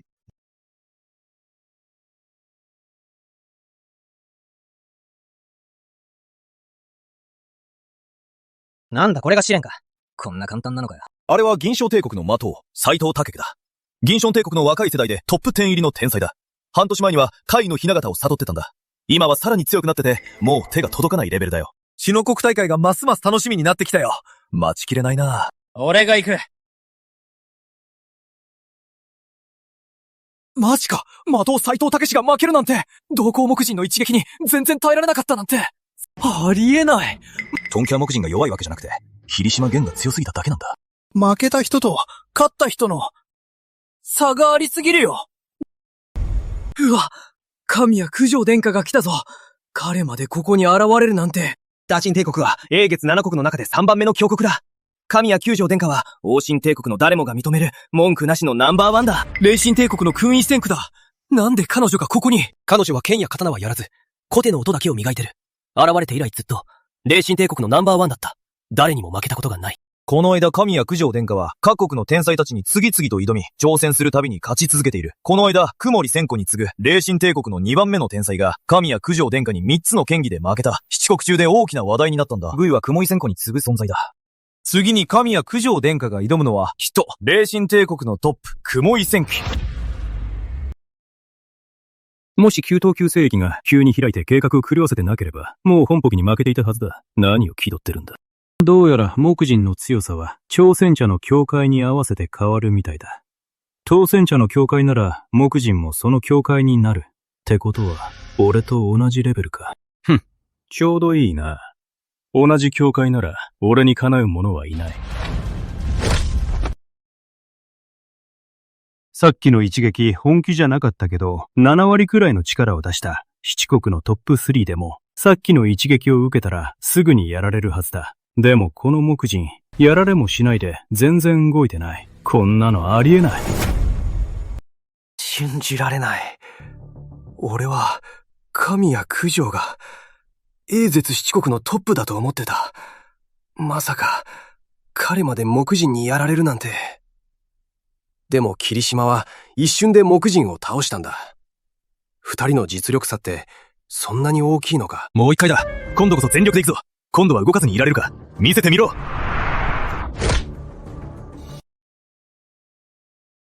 ほら、やっぱり神じゃないじゃん。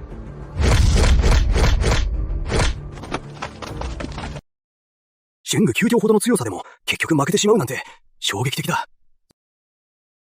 内間ってどこまで強いんだよ。本当に信じられない。木人を一瞬で倒すなんて。まさか俺が負けるなんて。転写、自分を疑わないでください。私が思うに、九頭九自尊がこんな試練を用意したのは、最初から誰も突破できないようにしてるんですよ。たとえ天々自尊が生きていたとしても、同じレベルなら、自分ならこの木鎮を倒せるって言い切れるかな。そうだね。ドンカ、気を落とさないで。この素樹試練は力じゃ無理だと思います。知恵で行くしかないですね。ドンカ、あの木鎮相手に10手まで持ちこたえたなんて、ここにいる誰ができるんですか。ドンカは本当にすごいですよ。確かに、そういう可能性もあるな。中領電車と同合木人の戦い。この一戦は最初から最後まで見届けていたわ。正直なところ、空城殿下を甘く見ていたわ。空城殿下には傲慢と言われても仕方ないくらいの実力があるわ。私なら彼を倒せるけど、木人みたいに10手で決着をつけるのは無理ね。私が挑んでも空城殿下よりもうちょっと多く耐えられるかもしれないけど、結局、この木人には勝てないわ。この目で見てなかったら、あの木のんが一撃で倒されるなんて、本当に信じてたかもな。シャタならもっと練習しな。負けたくないならやめとけ。そんな余計なことして、何やってんだ。サタシがやる。春具基調電車が惨敗してから、誰も木地に正面から挑もうとしなくなった。霊神帝国の軍医戦庫ですら、手を出す勇気もなかったんだ。みんな木地は無敵だと思ってる。みんな木地は無敵だと思ってる。それでもあの女の子、前に出るなんて。しかも、知らない子だし、もしかして、無名の人なの？初めて来たんだろう。初心者だな。同行木人がどれだけヤバいか知らないんだな。この子、見たい目に合うぞ。そこの小娘、さっさと降りた方が身のためだぞ。同行木人なんて、君には太刀打ちできないぞ。神や九条殿下でさえ惨敗したんだ。強がらない方がいい。死んだらつまらないぞ。死んだらつまらないぞ。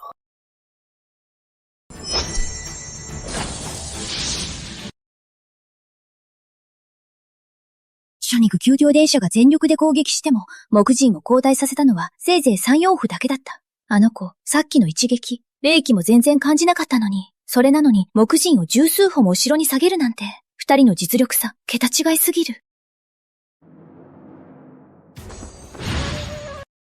ハーリケンで同行木人を倒すなんて、九条殿下が同行木人には勝てないって前に言ってたけど、結局、実力が足りなかっただけか。よくやった。だが覚えておけ。剣士は一剣で三ガすら砕けるんだ。君は二剣で同行木人を倒した。誰が見ても文句なしだが、俺からするとまだ完璧じゃない。君の実力なら一剣で同行木人を倒せるはずだ。もっと鍛錬しないとな。は？この女衆が二剣で同行木人を倒すなんてありえないだろう。あなたが言うと、まだ欠点があるってことになるのかよ。どう見てもわざとケチつけてるだけだろ。お前、何様のつもりだ？ここで偉そうに評価してるのか。師匠、ウーセの通りです。師匠、わかりました。師匠？この青年が、あの絶世の女剣士の師匠なのか。姉ちゃん、行こうか。ここは、もう俺たちに得るものはない。師匠、これ、木人を倒したばかりでもらいました。聖域からのご褒美です。なるほど。同行木人を倒すと、人によって報酬が違うんだな。師匠が君のものをもらうなんて、ありえないよ。持っておけ。次の機縁を探しに行こう。はい。人によって、もらえるものが違うんだな。師匠が君から何かをもらうなんてしないよ。それ持って、一緒に次の聖域へ行こう。はい。前に弟子に投資したことで、9等級、殲滅賢人を与えたら、システムの変換で判定級、バンコ賢人が手に入ったんだ。囚人界で、バンコの名を口にできる者なんて、いるのか。まさに、この賢人を生み出した人は、めちゃくちゃ恐ろしいよな。こんな喜劇まで語るなんて。バンコ賢人を展開すれば、その中にいる俺は、自分の霊力を何億ものバンコ権限に変えて、侵入者をすべて切り捨てる。それに、バンコ賢人の強さって、どの等級の剣を自身の核にするかで変わるんだよな。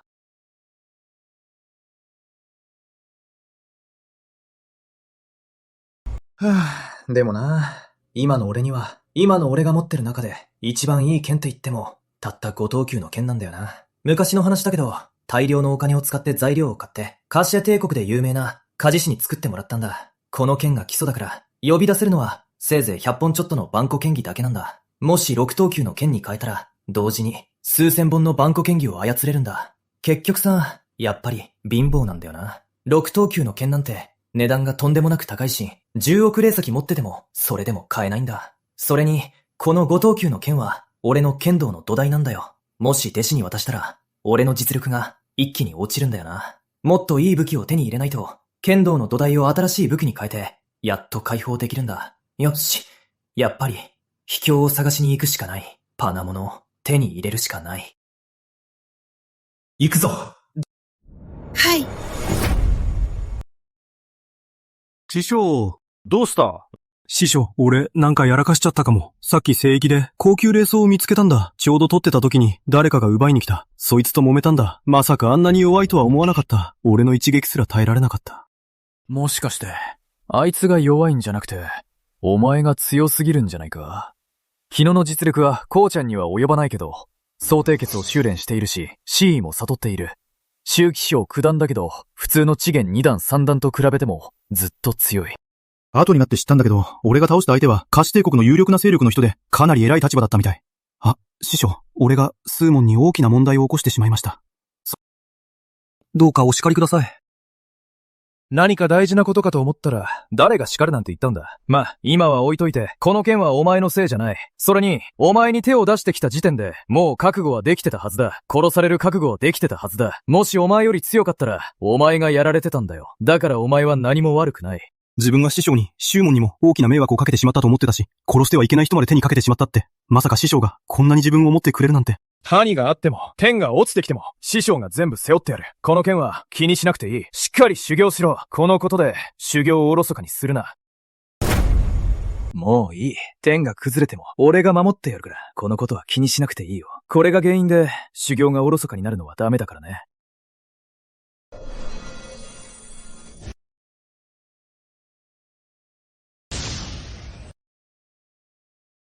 この判定級のバンコ賢人は普通の工法とは一味違うな。普通の工法は1段から9段まで分かれてる。あるいは前期、中期、後期、円満って区分もある。このバンコ賢人ってさ、入美、小生、大成、円満。この4つの段階しかないんだな。もう創生まで鍛え上げた。円満まであと2歩だ。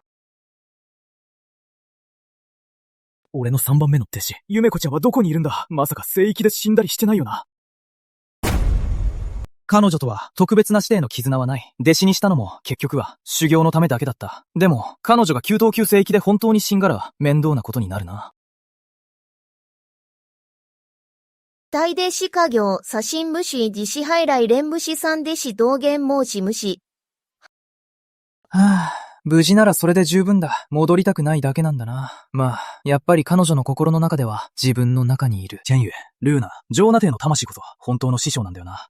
自分なんて、ただの頼れる場所でしかないんだ。まあ、生きてればそれで十分だ。もう、放っておこう。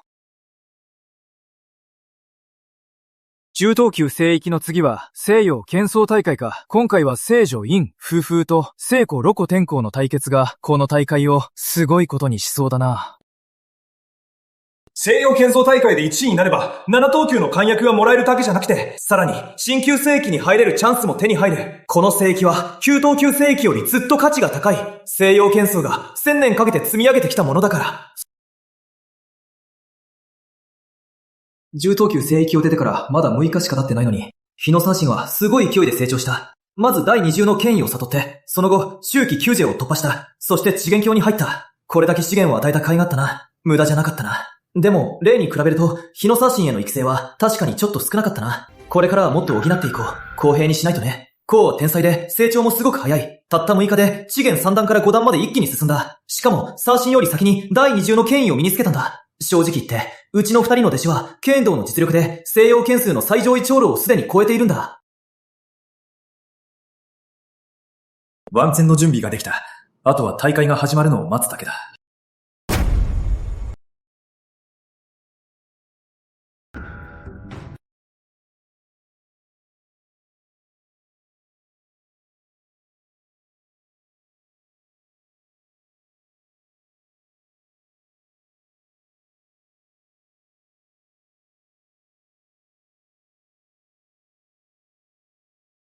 許容剣争大会開始。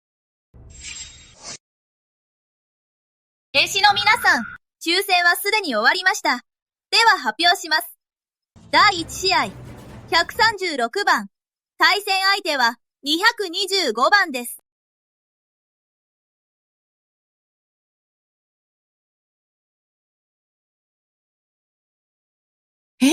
初戦が私なの？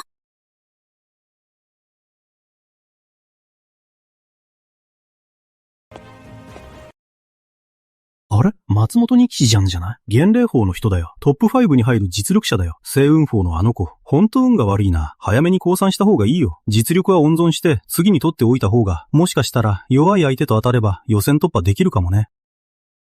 うわ、まさか彼女かよ。J はちょっと不思議に思ってた。白瀬東がこんなに強いのに、なんで印象に残ってなかったんだろう。てっきり最上位長老が新しく弟子を取ったのかと思ってた。今になって分かった。あの子が、まさか一番影が薄い星雲峰の弟子だったなんて。くそ。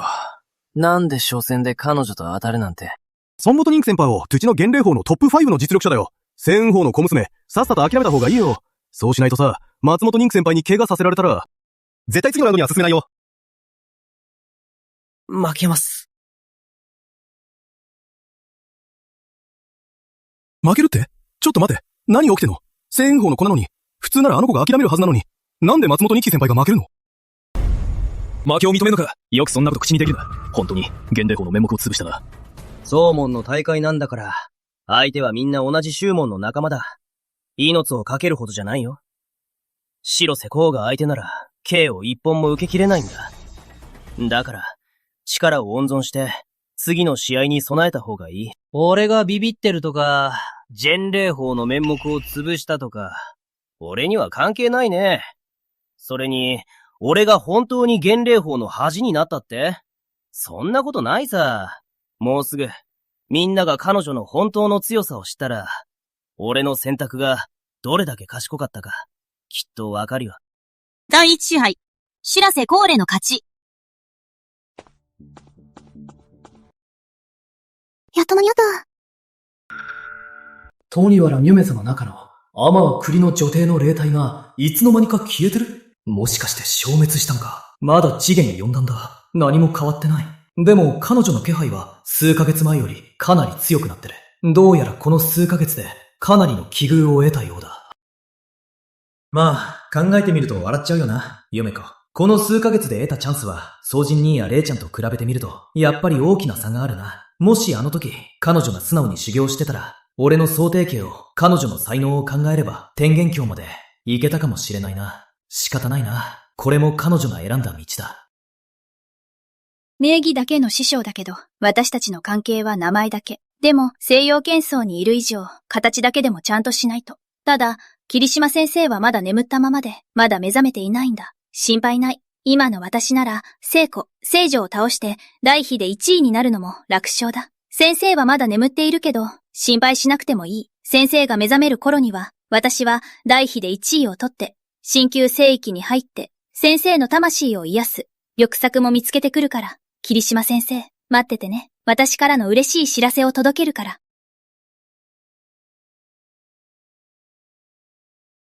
レンちゃん。レンちゃんのことは正直あまり詳しくない。普段はいつも謎めいてて、門内でもほとんど見かけない。同じ星雲峰の弟子だけど、最近はほとんど顔を合わせてない。星雲峰の弟子は私も入れてたった3人しかいないんだ。抽選で同じ試合になるなんて滅多にないことなのに、そんな低い確率なのに、まさか私が当たるなんて。ほんと、ついてないわ。まさか、数問大会の初戦で身内同士の対決になるなんて。たとえ名目上の先輩でも、私は手加減しない。本気で行く。師匠と約束したんだ。この戦いで、絶対に一番になる。うわ、この試合すごすぎる。ここは第5砲だ。トップは石田砲、第6砲との対決で、エースは神崎みなみ。ここは第5砲だ。第6砲との終局対決だ。聖女派と聖子派のトップ同士の対決だ。そうだよ。第5砲は聖女の味方だね。第6砲は聖子側につくんだ。この戦いは、両者のプライドと勢いを左右するんだ。どっちが勝っても、相手の士気をくじくことになる。D5 歩の天才なんて、第6歩のトップなんて、私から見ればただの雑魚よ。聖子や聖女ですら、私には1号も持たないわ。ノムズちゃん、気をつけて。ムムゾちゃんは自信を持つだけの実力がある。だって次元初段だからね。でも私は師匠から9等級、清潔をもらって想定技を修練しなければ彼女には勝てなかった。でも今は半年前の私とはもう違う。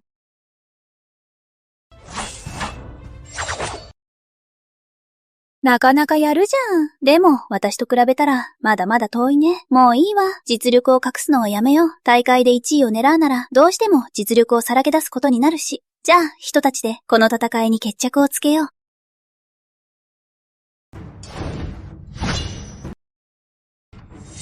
まさか、私が負けるなんて。今まで全然眼中になかった。あの先輩に一撃でやられるなんて。しかも、さっきの冷圧は私よりずっと上だった。つまり、彼女は次元5段を超えてるってことか。こんな短い間に、どうやってやったの？ハイライ連勝利。数ヶ月前まで先輩は艦隊 9J だったのに、いつの間にか次元50になってるなんて、この成長の速さ。中央大陸の聖子、聖女ですら、これくらいだよね。あの時、あなたも想定計を修練していたら、私はきっと叶わなかった。サンデータって何？いや、違う、待って、思い出した。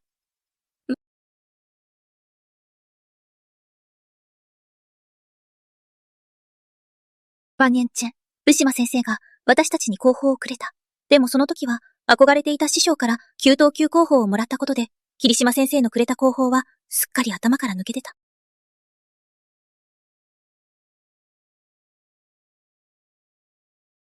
師匠に弟子入りしてからすっかり偉そうになっちゃって、7等級の候補なんてもう全然興味なかった。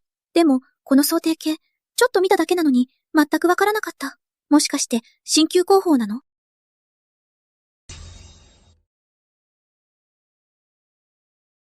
三久島が半年前に私たちにくれたあの候補が、まさか神級候補だったなんて。三久島って西洋剣数の最下位の師匠なのに、どうして神級候補なんて持ってるの？あんなすごい師匠ですら、9等級候補しか得られないのに、あの時、もう少しちゃんと見ておけば、今みたいに、やっと修練し始めた先輩に抜かれるなんてなかったのに。第6フォン、三関みなみが勝ちました。第6フォーの勝ちだ。それって、聖子派が勝ったっていうことになるの？聖女派からしたら、やっぱりかなりのダメージだよね。この戦いは、私にとっても、聖女派にとっても、すごく大事なんだ。石田ハウは何度も、神崎みなみを倒すチャンスがあった。でも結局負けた。まだ絶望するほどじゃない。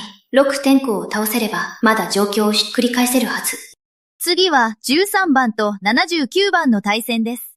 聖女アズ、フォーフーが、聖子、ノコ、天京と対戦するんだ。もしかして、決戦が、いよいよ始まるの？落間くん、この2人、どっちが勝つと思う？予想は難しいね。でも、俺も聖女を応援するしかないかな。そうじゃない？まさか、こんなに早くこの勝負が来るとはな。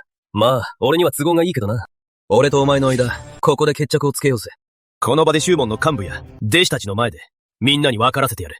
俺こそ、小宗主になる、一番ふさわしい男だ。忍寺、風空、お前にはその資格はない。資格があるの？じゃあ、腕で証明しよう。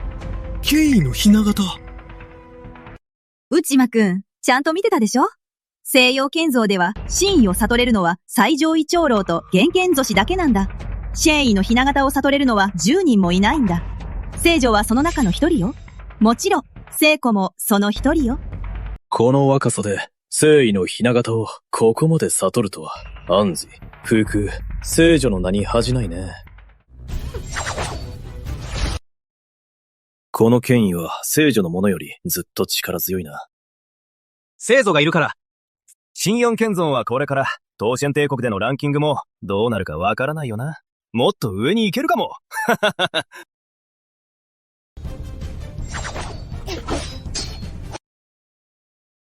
聖ツと聖女は同じくらいの実力だけど、でもアンズ、フフはシェイがちょっと弱いせいで損してるんだ。試合の流れはずっとムツ天候に押されっぱなしだ。とはいえ、ムツ天候がリードしてるけど、アンズフフを倒すのは簡単にはいかないな。どっちも決め手がないな。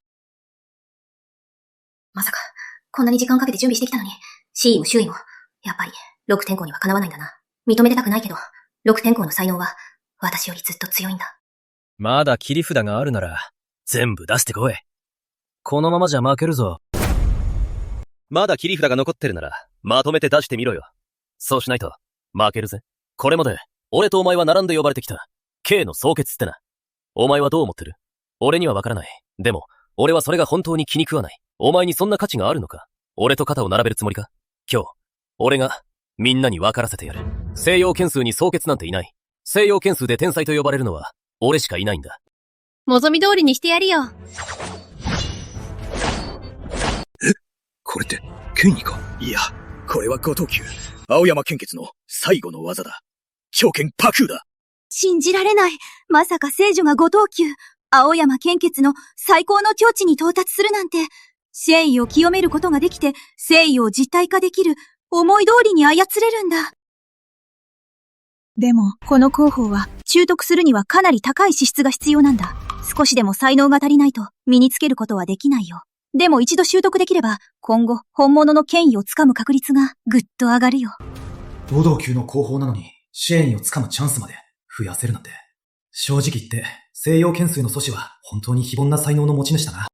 さすが私が信じてきた人だね。まさに天才中の天才だよ。彼女を甘く見ていたよ。ふん。でも、聖子も一筋縄ではいかないな。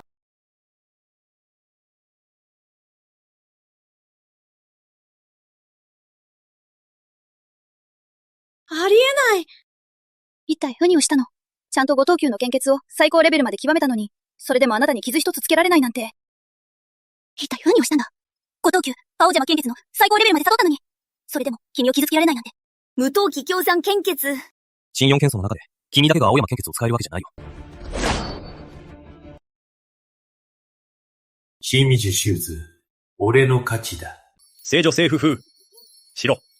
小尻奥田聖。小。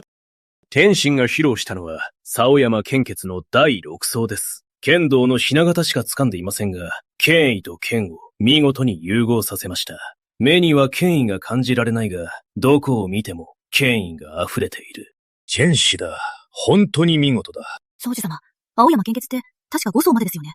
第6層なんてどうして出てきたんですか？そうだな。それは誤解ですよ。青山宗師が青山献血を作った時は本当に5層までしかなかったんです。第6層っていうのは心を磨く剣のことなんだ。まだ形になっていないんだよ。天功は誰にも教わらずに青山献血の第6層を悟ったんだ。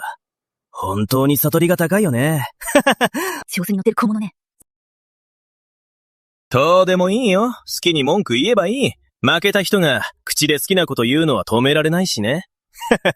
さっき自分が勝つって思ってたんじゃない？そうだろ？でも残念だったな。実力ならお前は俺にかなわないよ。シェイでも俺の方が一枚上ずだ。青山献血ですら俺が先に極めた。絶望したんじゃない？お前じゃ俺には勝てない。さっさと諦めた方がいい。自分の目で見てしまった。もご天功がちょっと境界を突破しただけで、ずっと頑張ってきたのに、結局、全部無駄だった。全部人のために尽くしただけだった。自分の手で、正宗師の座を譲ってしまった。はぁ、もう本当に疲れた。聖女が敗れたら、聖女派の弟子たちにとっては、今後は資源がもらえなくなるんだ。自分の持ち場の資源も、どんどん減っていくんだ。まあ、正宗師の争いなんて、昔からこういうものだよな。この正宗師の戦いも、やっと幕を閉じたね。聖子は天学の名に恥じないよ。青山献血の第6層まで悟るなんて、本当に驚きだよ。本当に衝撃的だよ。超常時の称号は、まさにふさわしいね。以前シェーニョに約束したんだ。もし今回の大会で勝てば、俺は第3歩、主人として中立を保つつもりだった。でも約束は約束で、正直、聖女が陸奥天候に勝てるとは、最初から思ってなかったんだ。今思えば、確かに彼女には、少々種になる器じゃなかったんだ。うちの霧島峰ぬ。今回の勝負、満足したおっと、俺もつい忘れちゃって。悪かったな。霧島峰主、つい忘れてたよ。そうか。まだ成功派じゃなかったんだな。ウチマフォンジュ、やっぱり、あの時の選択を後悔してるんじゃない？あんたの峰の篠座も、もう終わりだろうな。残念だったな。神様でも後悔薬は手に入らないぜ。今更後悔しても、もう遅いんだ。今のうちに生きがってろよ。もっと調子に乗ってみろよ。そうしないと、その座を自分より弱い緊張老に奪われた時、その時のお前の勘は、きっと見ものだな。ずっとこの瞬間を待ってたんだぜ。次は79番と129番の対戦です。29番。また聖子かよ。聖子がまた出るんだ。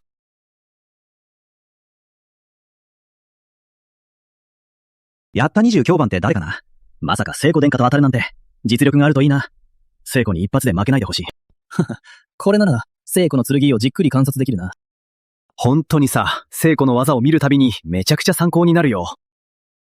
聖女ですら、聖子にあっさり負けたし。もういいって、179番ってさ、誰だろう？うちの後輩かな？師匠、これから出場してきます。新雲峰、主人の辞典です。白瀬玲です。聖句殿下、ご指導お願いします。新フォンってさ、まさにあれか。ランキング33位の、俺の誘いを断った、霧島源の三峰だろ？やっぱりな。上から下まで、みんな同じだ。霧島源も、白瀬こうも、本当に邪魔だな。シェンジ殿下勝負を、シェンズ、勝負だ。新フォンってほんと N 役わかんないよな。二マ主は破境、失敗したし、上界も下がっちゃって。一番才能あったミナングズクスコも見限って離れてったし、今や普通の弟子しか残ってない。周年祭はセウン法も上位10法入りを狙えるほどだったのに、今やどん底まで落ちぶれたよ。全部、フォーシが無能だからだよ。そうだね。白瀬玲って数問で唯一の取り柄は美人ってだけだよ。もしかして、ちょっと顔がいいからって、聖子が手加減してくれるとでも思ってるの？ほんとバカだな。新雲法はどんどん落ちぶれて、弟子まで。最近は頭がおかしくなってきたよね。お前、まだ降参しないのか？どうして降参するんだ？それだけ？シェーズってだけで？面白いじゃない。俺は容赦しないからな。でも、後輩の勇気は認めてやるよ。一回だけ、好きに技を出してみろ。新雲峰はすっかり落ちぶれたし。じゃあ、こうしよう。10勝以内で、俺を一歩でも後ろに下げられたら、俺が第2歩に誘ってやる。一度でも俺を交代させれば十分だ。そんなはずがない。信じられない。ありえないだろ。スーツが白瀬玲にたった一撃でやられた。これやばすぎるだろ。たった一撃。一撃でやられるなんて、こんなのありえない。シェンジ殿下。ありがとうございました。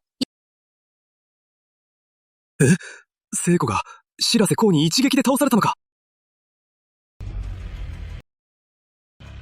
ルーテン氏はご当中、青沢献血の第6式を見つけて、聖女を倒してトップになったはずなのに、まさか負けるなんて。しかも一撃で、嘘みたいだ。素橋をあっさり倒した聖子、野木天子がまさかこんな簡単に負けるなんて。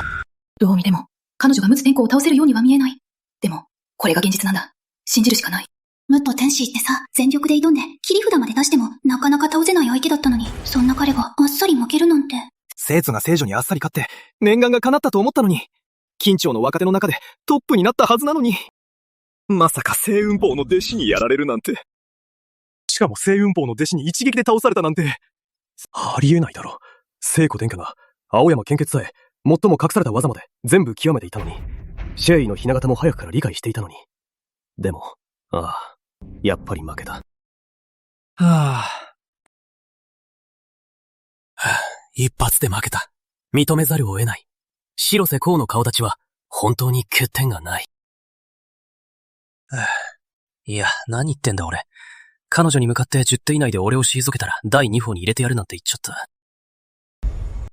10条なんて一発で終わったじゃないか。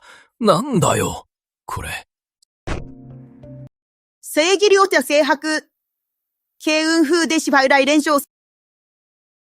思い上がりすぎるのはいいことじゃないよ。確か、レンちゃん、センフォーの弟子じゃなかったっけ？センフォーってさ、36フォーの中でも下から3番目だったよな。白瀬光って今まで全然噂もなかったのに、こんな化け物みたいに強いなんて。これが僕が諦めた理由です。松本につか、前に言ったよね。現代法に恥をかかせたって。本当に。すぐにでも場に立って現代法の名誉を取り戻したかった。でも今になってやっと分かった。上には上がいるんだな。聖子ですら、白瀬光の一撃にかなわないんだ。俺なんか、何の価値もないよな。松本にちか先輩。すみません。謝ります。白瀬光みたいな絶世の強者に出会ったら、無駄に頑張るより、早めに降参した方がいいよ。次の試合に備えよう。免許になったよ。総本先輩。ごめんなさい。僕たちが間違ってました。やっと分かった。これこそが本当のシフォンなんだ。まるでピエロみたいだ。たった一人で、達形な芝居を演じていた。達形な劇を一人でやってたみたいだ。観客は何の反応もない。誰も見向きもしない。聖と電車が負けるなんて、信じられない。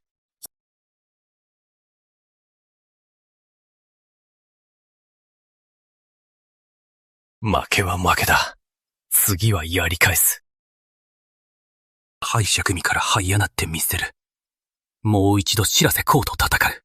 今度こそ、絶対に勝つ。次の対戦です。79番と222番の対戦です。来た！聖子の出番だ！次の弟子は、きっとひどい目に遭うぞ。翔子は今、抜刀的な勝利が欲しいんだ。自分の気持ちを立て直すために。みんな、どう思う？次の弟子は、聖子の前で何秒持ちこたえられるかな？ついに俺の番だ。師匠、必ず先生のために、この勝利をつかみます。新聞フォンデーゼ、ヒエ、サジンです。聖様、お手合わせお願いします。新聞フォンかよ。またセイウンフォンか。バイセ教に負けたせいで、俺の計画は全部めちゃくちゃになった。絶対勝てる状況だったのに、全部のアドバンテージが全部台無しになった。約束してた中立を守るって、第三方のミネル島でもう揺らぎ始めてる。セウンポーメ！霧島が俺の陣営に加わってくれてたら、今日みたいな屈辱を交わることなんてなかったのに、今日こそ、殺してやる。血を見るぞ、霧島に。俺に逆らうとどうなるか、思い知らせてやる。なんてことだ！あれ、後藤家の宝剣じゃないか！シェイト様、本気で怒ってる！これ、マジで殺されるぞ！ねえ、あの先輩、まだぼーっとしてるの？早く降参しろよ！死んじゃうぞ！俺の実力は、こうちゃんには及ばない。俺、才能も普通だし。でも、モーク、天子、お前なんて、何様だよ。長い間いろいろ考えてきたのに、こうちゃんにも勝てないくせに。その怒りを、俺にぶつけるつもりか。こうちゃんは甘く見ない方がいいぞ。星雲峰も侮れない。俺だって、簡単にはやられないからな。嘘だ。あいつ、バカか。ただの凡人が、先輩の最強の一撃をかけずに受けるなんて。たかが資源教一段かよ。レンちゃんができるからって、自分もできるとでも思ってんのか。評論されて当然だろ。僕の才能は、確かにごく普通だ。でも、僕は技を出すたびに、全力を尽くすんだ。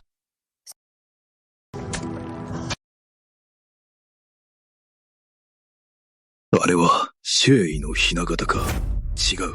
それは権威だ。本物の権威だ。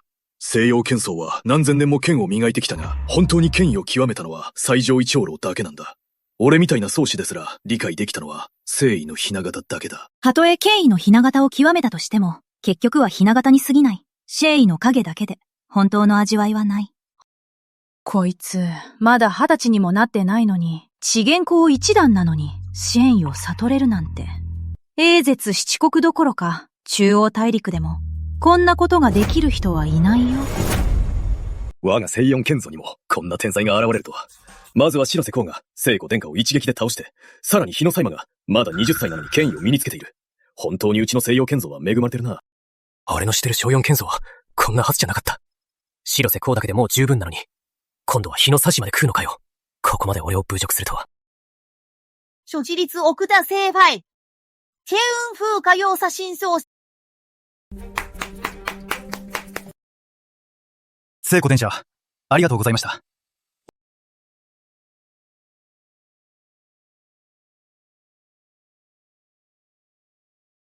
49番対2055番。桃源妄想。また低運法なの？なんでまた星雲法？深海も聖子殿か、また負けちゃうんじゃない？星雲法と徹底的にやり合う。聖子殿下、星雲法に2回も負けてるよ。最初は星雲法の首席弟子だったし、今度も、また星雲法の3ですか？今度も負けたら、本当にまずいことになるよ。星雲法にはもう絶対に負けない。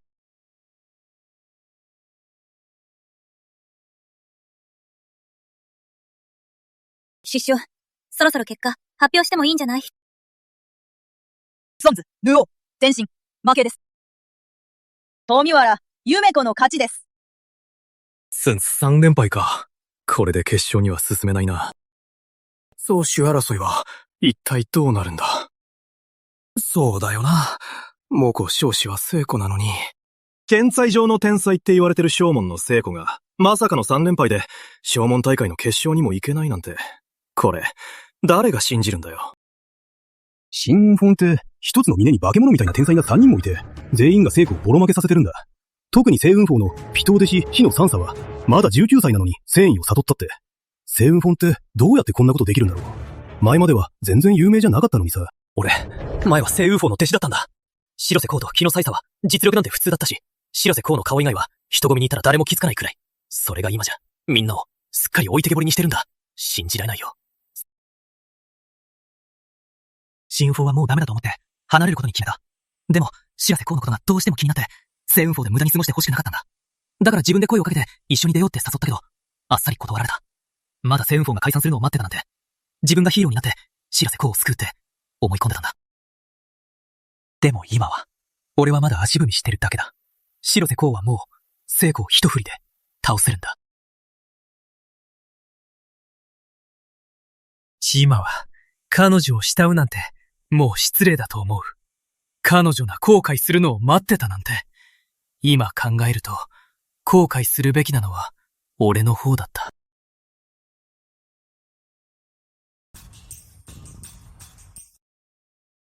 総問大会、これにて終了とします。それでは、結果を発表します。4位、聖女院寺、風風。3位、星雲峰、日野三巡。2位、星雲峰、桐原夢図。1位、星雲峰、白瀬玲。まさか4位とはね。でも4位なんて気にしない。モコ天候なんて決勝にすら残れなかったし。トップ3は、また星雲峰の人たちか。しかもみんな私の仲間。結局、手に入るのはうちのものになるのよ。今日こそ聖子派の勢いを徹底的にくじいだわ。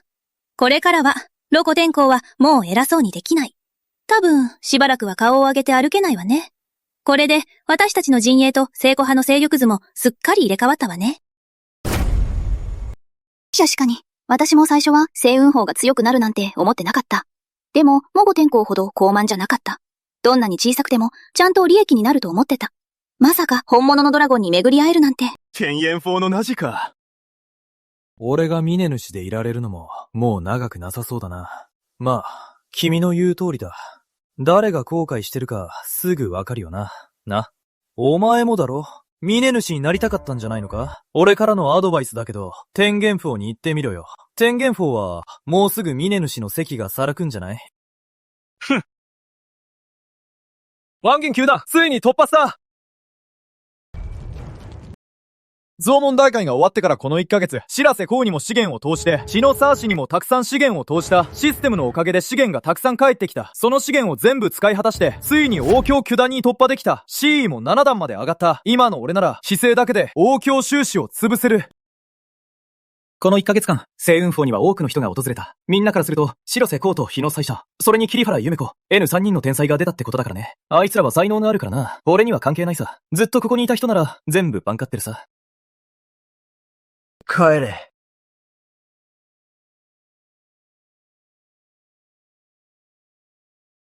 火の三神、白瀬霊は、前は星雲峰の普通の弟子だったし、神殿にも慣れてなかったんだ。でも今は、聖子を押し抜けるほどの天才になったんだ。俺のおかげじゃないって言ったところで、どうせ誰も信じないだろうな。島のあいつらの態度は、結局、星雲峰にまた入れてほしいだけなんだ。ただそれだけさ。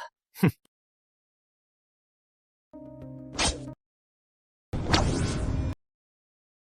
レンチャー。レンチャー。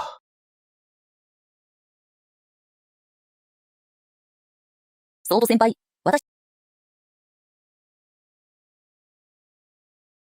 私に会いに来たのは、星雲峰に戻る手助けを頼みたいからじゃないの？正直に言うと、俺はそう思ってる。でも、別に悪いことじゃないと思うんだ。水は低い方に流れるし、人は高みを目指すものだろ。それに俺は結構才能あるし、今の俺でも、担当の長老たちも、みんな俺のこと褒めてくれるんだ。卒本先輩、その件ならやめてください。星雲峰は好きな時に来て、好きな時に出ていける場所じゃない。あの時、ツーモンを裏切ったんだから、もう星雲峰はあなたを受け入れない。松本先輩。じゃあね。ここまで。松本先輩。あの時、私に一緒に出て行こうって誘ったよね。私は断った。絶対後悔するって言ったよね。今、聞きたい。今になって後悔してる？後悔してなかったら、戻ろうなんて思わなかった。でも、やり直せる薬なんて、この世にないんだ。虫島先生、火の沢田先輩と戻りたい昔の同門を全員止めて全員断りました。霧島先生の安らぎをご迷惑をおかけしませんでした。実は宗門大会が終わってから分かったんだ。星雲峰も俺も弟子の数はそんなに必要ない。俗弟子もたくさんはいらない。俺が求めているのは星雲峰の全員が竜のような強者になることだ。これからの星雲峰は選ばれし者しか弟子にしない。雪島先生、千住が来ました。師匠、千住が来てます。入れて。宇島本庄、フォーフォンがお伺いしました。立場から言えば、アンジ、フォーカスは聖女という立場だし、わざわざ俺に頭を下げる必要なんてない。それでもちゃんと挨拶してくれた。つまり、聖女はやっぱりいい人だな。今日はお祝いに贈り物を持ってきました。着物の3人の弟子が上位3つを独占して素晴らしい成績を収めたので。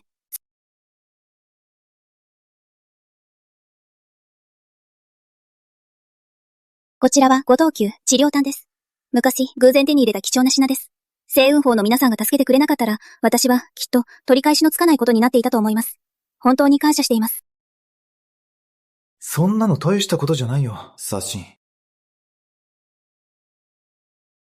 海島おめでとうございます。9等級治療弾を返還します。5等級治療弾を投資します。治療弾か。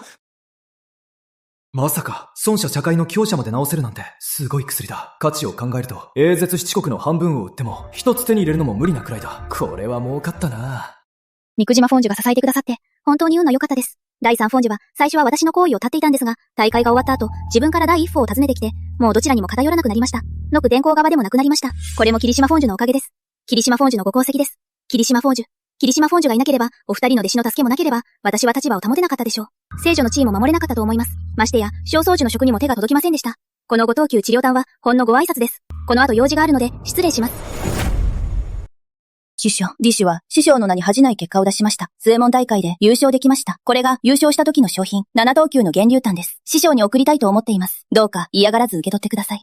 こんな貴重な弾薬を、弟子へのご褒美にするなんて、数門も随分奮発したな。弾薬、ありがたく受け取るよ。何か欲しいものはあるかい？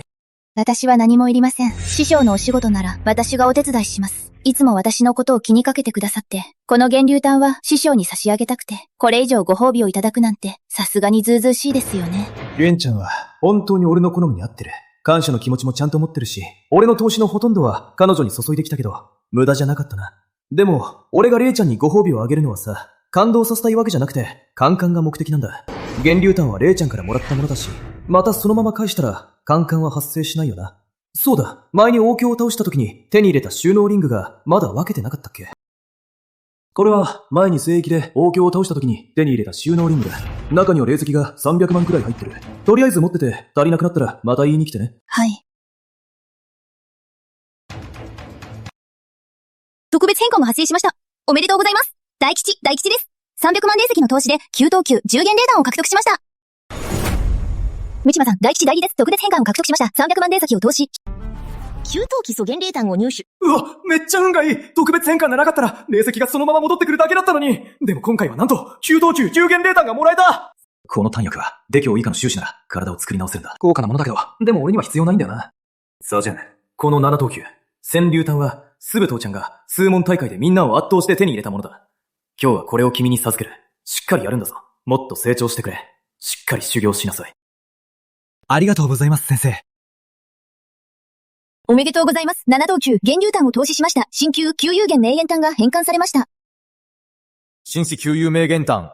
めちゃくちゃ珍しい古代の霊弾なんだ。飲んでも特に効果はないけど、これを飲むと、旧有名言体が覚醒できるんだ。この弾薬は、狭山に最適だ。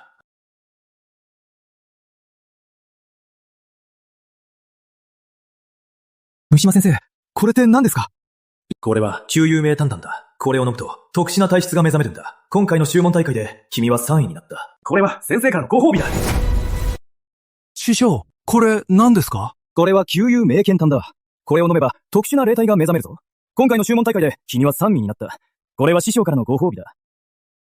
特殊な霊体？嘘だろ。師匠がいつも太っ腹なのは知ってたけど、特殊な霊体なんて、さすがにやりすぎじゃない。公共、修士だって、こんな宝物を弟子にあげるなんて普通はしないよね。師匠、本当にありがとうございます。これからは師匠のためなら、どんなことでもやります。命をかけて、恩に報います。殺人は霊ほど賢くはないけど、誠実で頼りになる。確かに信頼できる弟子だ。さあ、早く飲みなさい。体質を変えろ。人生を変えろ。これか。俺の3人の弟子の中で、1番弟子のサイサは、新旧、中有名言体だ。2番弟子の白瀬光は、9等級、身体だ。3番弟子のゆめこちゃんは、8等級、幽水元体なんだ。星雲峰には3人のエリートがいる。誰一人として落ちこぼれはいない。平均しても、現一全体を見渡して、誰も太刀打ちできない、圧倒的な存在だよな。でも、こうなると、ゆめこちゃんは3人の中で一番下になっちゃった。取ってるってことだよね。今のゆめこちゃん、まだ笑っていられるのかな。でも、くめきたことで、ゆめこちゃんが3人の中で一番下になっちゃったんだよな。今のゆめこちゃん、まだ笑っていられるかな。もし他の人だったら、同門大会で2位になっただけで、きっと大喜びするはず。でも、私はそうじゃない。私の目標はただ一つ。西洋剣図、新旧聖域だけ。でも、トップにならないと入れないんだ。どうしたらいいんだろう。ゆめとちゃん、どうしてそんなに元気がないの？何か悩みでもあるの？師匠。こんなに長く眠ってたなんて。ゆめこちゃん、修問大会はもう終わったの？優勝できたの？師匠、期待に応えられませんでした。私、うまくいきませんでした。大会で1位になれませんでした。気にしなくていいよ。君が全力を尽くしたこと、ちゃんとわかってるよ。そんなに自分を責めなくていいよ。でも、トップが君じゃないなら、他に誰がいるの？聖子、野木天候も、聖女院図、破風も、二人合わせても君を脅かすことはできないはず。誰に負けちゃったの？ビラセ先輩です。舶来先輩私、須田島知ってる白瀬こうなの？でも、彼女は艦隊九段でしょ？どうやって君に勝って、修問大会で優勝できたの？艦隊九段と知元初段って、どんでの差があるよね。うちの弟子は私の技をいろいろ身につけてるんだ。西洋剣争なんて相手にならないし、英絶七国なんてなおさら、中央大陸の同じ教会の天才たちとだって十分戦えるはずよ。西洋剣争大会で負けるなんて。本当におかしいよ。師匠、実はこういう経緯なんです。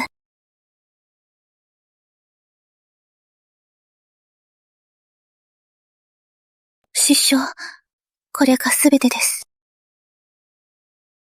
モンツ、つまり、星雲峰の峰野氏があなたに授けたあの広報が、まさか緊急広報なの？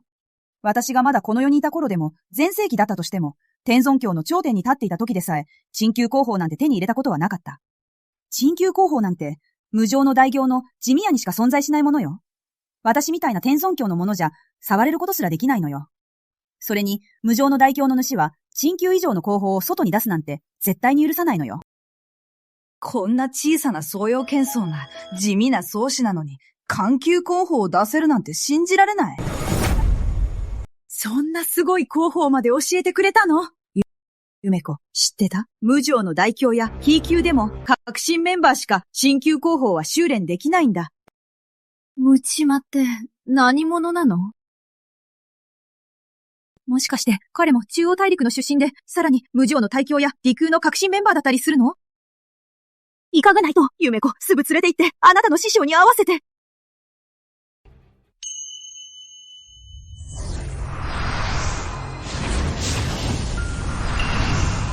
なんだこれ。まあいいか。彼女の指令育成システムのパネルを見てみよ名前、キリワラユメズ。臨帝、知ジェンスーダン、発動中、陽水シェンティ。最近の出来事。トマウル入りの女帝への魂の約束を実現できなかった。魂の約束、ズーモン大会で1位を取れず、落ち込んでいる。やばい。今になって気づいた。この数ヶ月で、師匠って呼んだの、ほんの1、2回だけだった。白瀬先輩や日野先輩に比べて、私は存在感がないばかりか、星雲法のこと全部、わざと距離を置いてた。死の私は、西洋剣数に長くいるつもりはなかったし、誰とも関わらなくていいと思ってた。ずっと天吹霧の女帝のことを師匠だと思ってた。でも霧島峰氏のことは、一度も師匠として見たことがなかったんだ。本当に間違ってた。全然違ってた。特に総帝教を読んでからは、この候補は西洋剣数なんてもちろんのこと。現役全体でも誰もが憧れるほどの方だった。あんなに偉そうにしてたのは間違いだった。私が悪かった。シジュゾゾン。おや、その子孫と呼び方、無理して言ってるみたいだね。慣れてないなら、無理しなくて、見まぬしって呼んでいいよ。ずっと師匠って呼ばれると、君の中の本当の師匠が機嫌悪くなっちゃうかもね。なんで知ってるの？私の中に本当の師匠がいるって。昔、師匠が自分の口で言ってた。天尊教の完成者でも、わざと隠せば、誰にも見抜かれないって。でも、玉教なのに。慌てなくていいよ。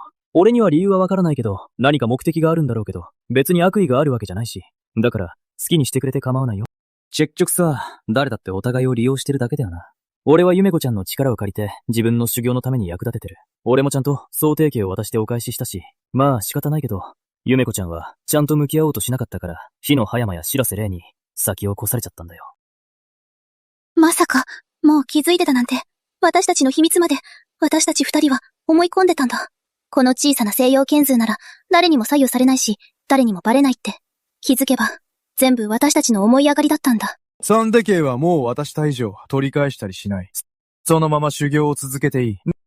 でも、総手形の中間や下巻、最終巻まで修行したいなら、俺の弟子になるしかないぞ。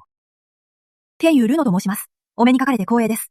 ご挨拶もせずに今まで隠していました。どうかお許しください。無知魔に秘密をバレられた時点で、私と弟子はもう劣勢になっていた。でも今更、もうどうすることもできない。もう一か八かかけるしかない。霧島が私に手を差し伸べてくれるかどうか。やっぱり彼女が桐原夢子の体にずっとこどんでいた天尊業の魂だったのか。態度も謙虚だし、堂々むって呼んでくれたし、俺たち二人を同じ立場に扱ってる。なかなかの人物だな。お前が夢子の師匠か。今は魂の姿でも。それでも、生前は皇者境だったんだろ？どうしてこんな小さな甲子園帝国の西洋剣数で力を隠してじっとしていたんだ。夢子みたいな抜群の才能がある子なら、君が連れて現役大衆でもっといい環境で育てるべきだろう。ダオヨにはごまかせません。ゾモカシンがこのようなことをしたのは、西洋剣図のためです。神旧聖域の中のあるものが私の肉体を再生させてくれるのです。でも西洋聖域には数門の弟子しか入れないんです。私もどうしようもなくて、やむを得ず、こうしたんです。私のことは、見ての通り、英絶七国の人間じゃなくて、中央大陸の出身です。デーツに裏切られ、何人かの宿敵にはめられて、その結果、文字火で肉体も失ったんです。偶然にも、霧島同友と同じような目に遭ってるなんて。確かに。もし星雲峰の南空絶子に裏切られてなかったら、ここにたどり着くこともなかったかも。本当に気の毒な人だ。俺はせいぜい裏切られただけだ。南空絶子も俺を殺すほど過激にはならなかったし。でも天吹霧の女帝は、そのせいで命を落としたんだ。老帝を失って、下間は何とか逃げ出せて、現役に流れ着いた。その後、夢子ちゃんと出会って、彼女の天賦に惹かれて、特別な試練を課したんです。その結果、師弟の情が生まれたんです。師匠、チンホンがまた弱くなってませんか？その後、西洋剣図の中に肉体を再生できる宝物があるって気づいたの。だから、ゆめこちゃんにここへ一時的に加入してもらった。まずはその宝物を手に入れて、それから考えようと思ってた。順調に行くと思ってたのに、まさかゆめこちゃんが代比で2位になるなんて。これまでずっとゆめこちゃんには心血を注いできた。肉体を再生するつもりはあったけど、それでもゆめこちゃんのことは、ちゃんと愛弟子として育ててきた。惜しみなく教えてきたのに。でも、突然現れたダークホースに負けてしまった。これで、肉体を再生する望みも、もう完全になくなった。菊島さん、ちょっと無理なお願いがあるの。もしご協力いただけるなら、西洋聖域にあるあの宝物を、私のために取ってきてほしいの。もし私が肉体を取り戻せたら、100年間、あなたの修行を守ってあげます。ポージャゼンの合同者なんて、本当に貴重な存在だよ。信用建造なんてもちろん見つからないし、甲子帝国でも無理だし、現役でも無理だ。どこ探してもいないよ。この条件はかなり誠意あるよね。よく考えればわかるよね。曖昧な約束だけじゃ、霧島峰氏が私のために危険を冒すことなんてないよ。ローティを取り戻せる宝物なんて、簡単に手に入るわけじゃないよ。その宝物は渡せない。もし、肉体を取り戻すだけでいいなら、俺なら別の方法があるよ。チェンチュー聖域の宝は、僕からは渡せないんだ。だって、こうちゃんがやっと、チェンキュー聖域に行けるチャンスを手に入れたから、彼女のチャンスを奪うことはできない。でも、ただ肉体を作り直すだけなら、別の方法があるよ。虫正さん、今何を言ってるの？チェンキュー聖域の宝を手に入れたとしても、それで肉体を作り直せるかどうかは、わからないし、復活できるとも限らない。その宝物は、肉体を作り直すために必要なものの一つに過ぎない。肉体を取り戻すには、最低でも100年は必要だし、思わぬアクシデントも避けなきゃいけない。霧島さんがそんなことを言うなんて。ただ肉体を作り直すだけだって、信じられないよ。ローク体を再生するのは本当に大変だ。これはまさに死者の復活よ。いくつかの手法が必要だし、異教の強者が自ら動かなきゃならない。異教の強者に動いてもらうには相当な代価が必要になるし、どれだけ大変かは想像できるよね。さあ何考えてるの？霧島さんは神級候補を出せる人だし、もしかしたら本当に助けてくれるかも。ムチマさん、本当にできるの？これが9等級、有限霊丹だ。9等級の最高級の丹薬だ。これで肉体を取り戻せる。魂だけの存在でも飲むことができる。この丹で、現世に戻れる。10等級の丹薬。無常大教でも、キーチューでも、ピッタに手に入らない貴重な品だ。そもそも、この素原霊丹って何なんだ？中央大陸をずっと渡り歩いてきたのに、こんなもの聞いたことないよ。霧島玄って一体何者なの？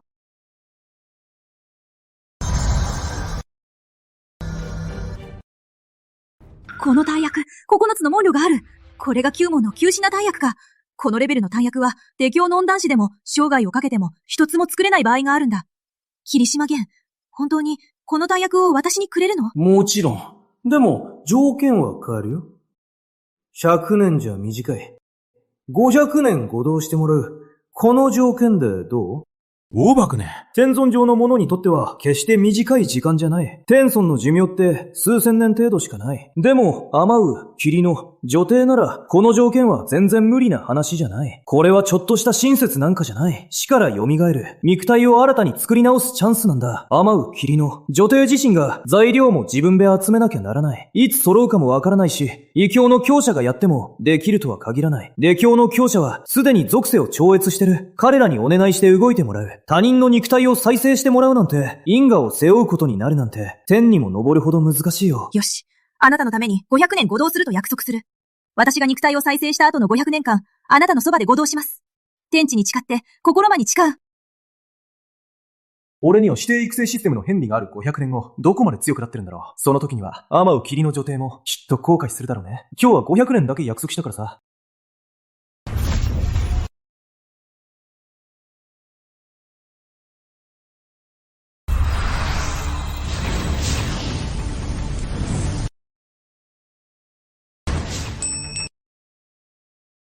師匠。おや、この呼び方はさっきよりずっと優しい声だね。さっきより甘いね。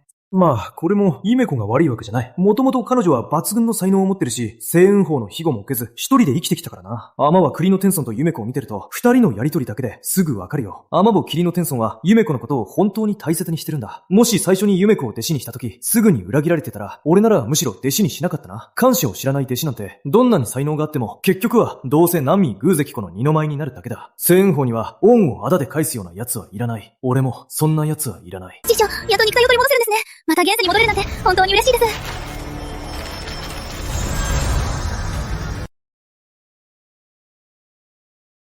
今日から私と霧島さんが、これからは二人ともあなたの師匠よ。君は本当にすごい才能を持ってるね。中央大陸のトップクラスの天才にも並ぶほどだよ。私はあなたに、この絶好の機会を逃してほしくないの。じゃあ、霧島さん、ちょっと場所を使わせてもらってもいい？もちろん、君は俺の合同者だし、俺の場所は遠慮せず好きに使って。ありがとう。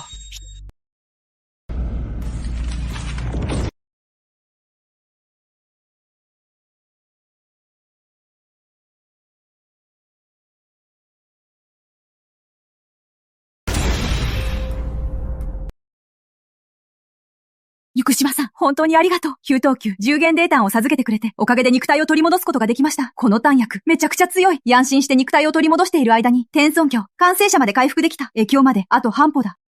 もちろんさ、これは指定育成システムが作ったものだから。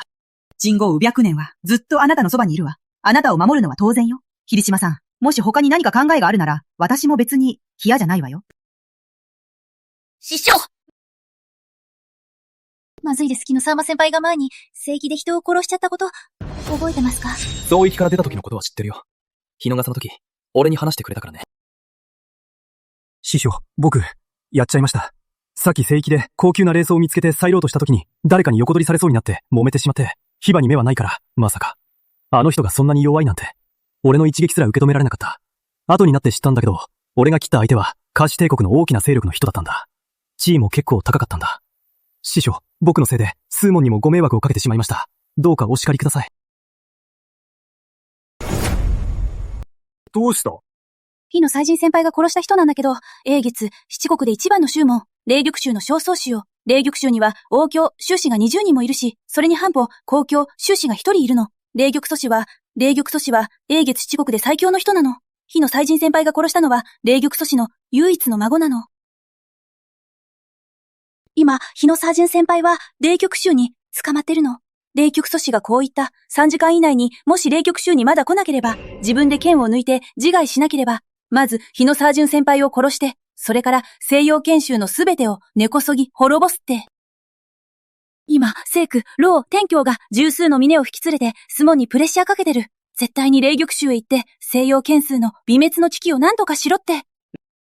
師匠、いっそ私たち逃げた方がいいんじゃないですか。霊局衆には半歩、公教、宗師がいるんですよ。公教、祖師もいるんです。たかが半歩、公教ごときが、よくも星雲峰の弟子を侮辱してくれたな。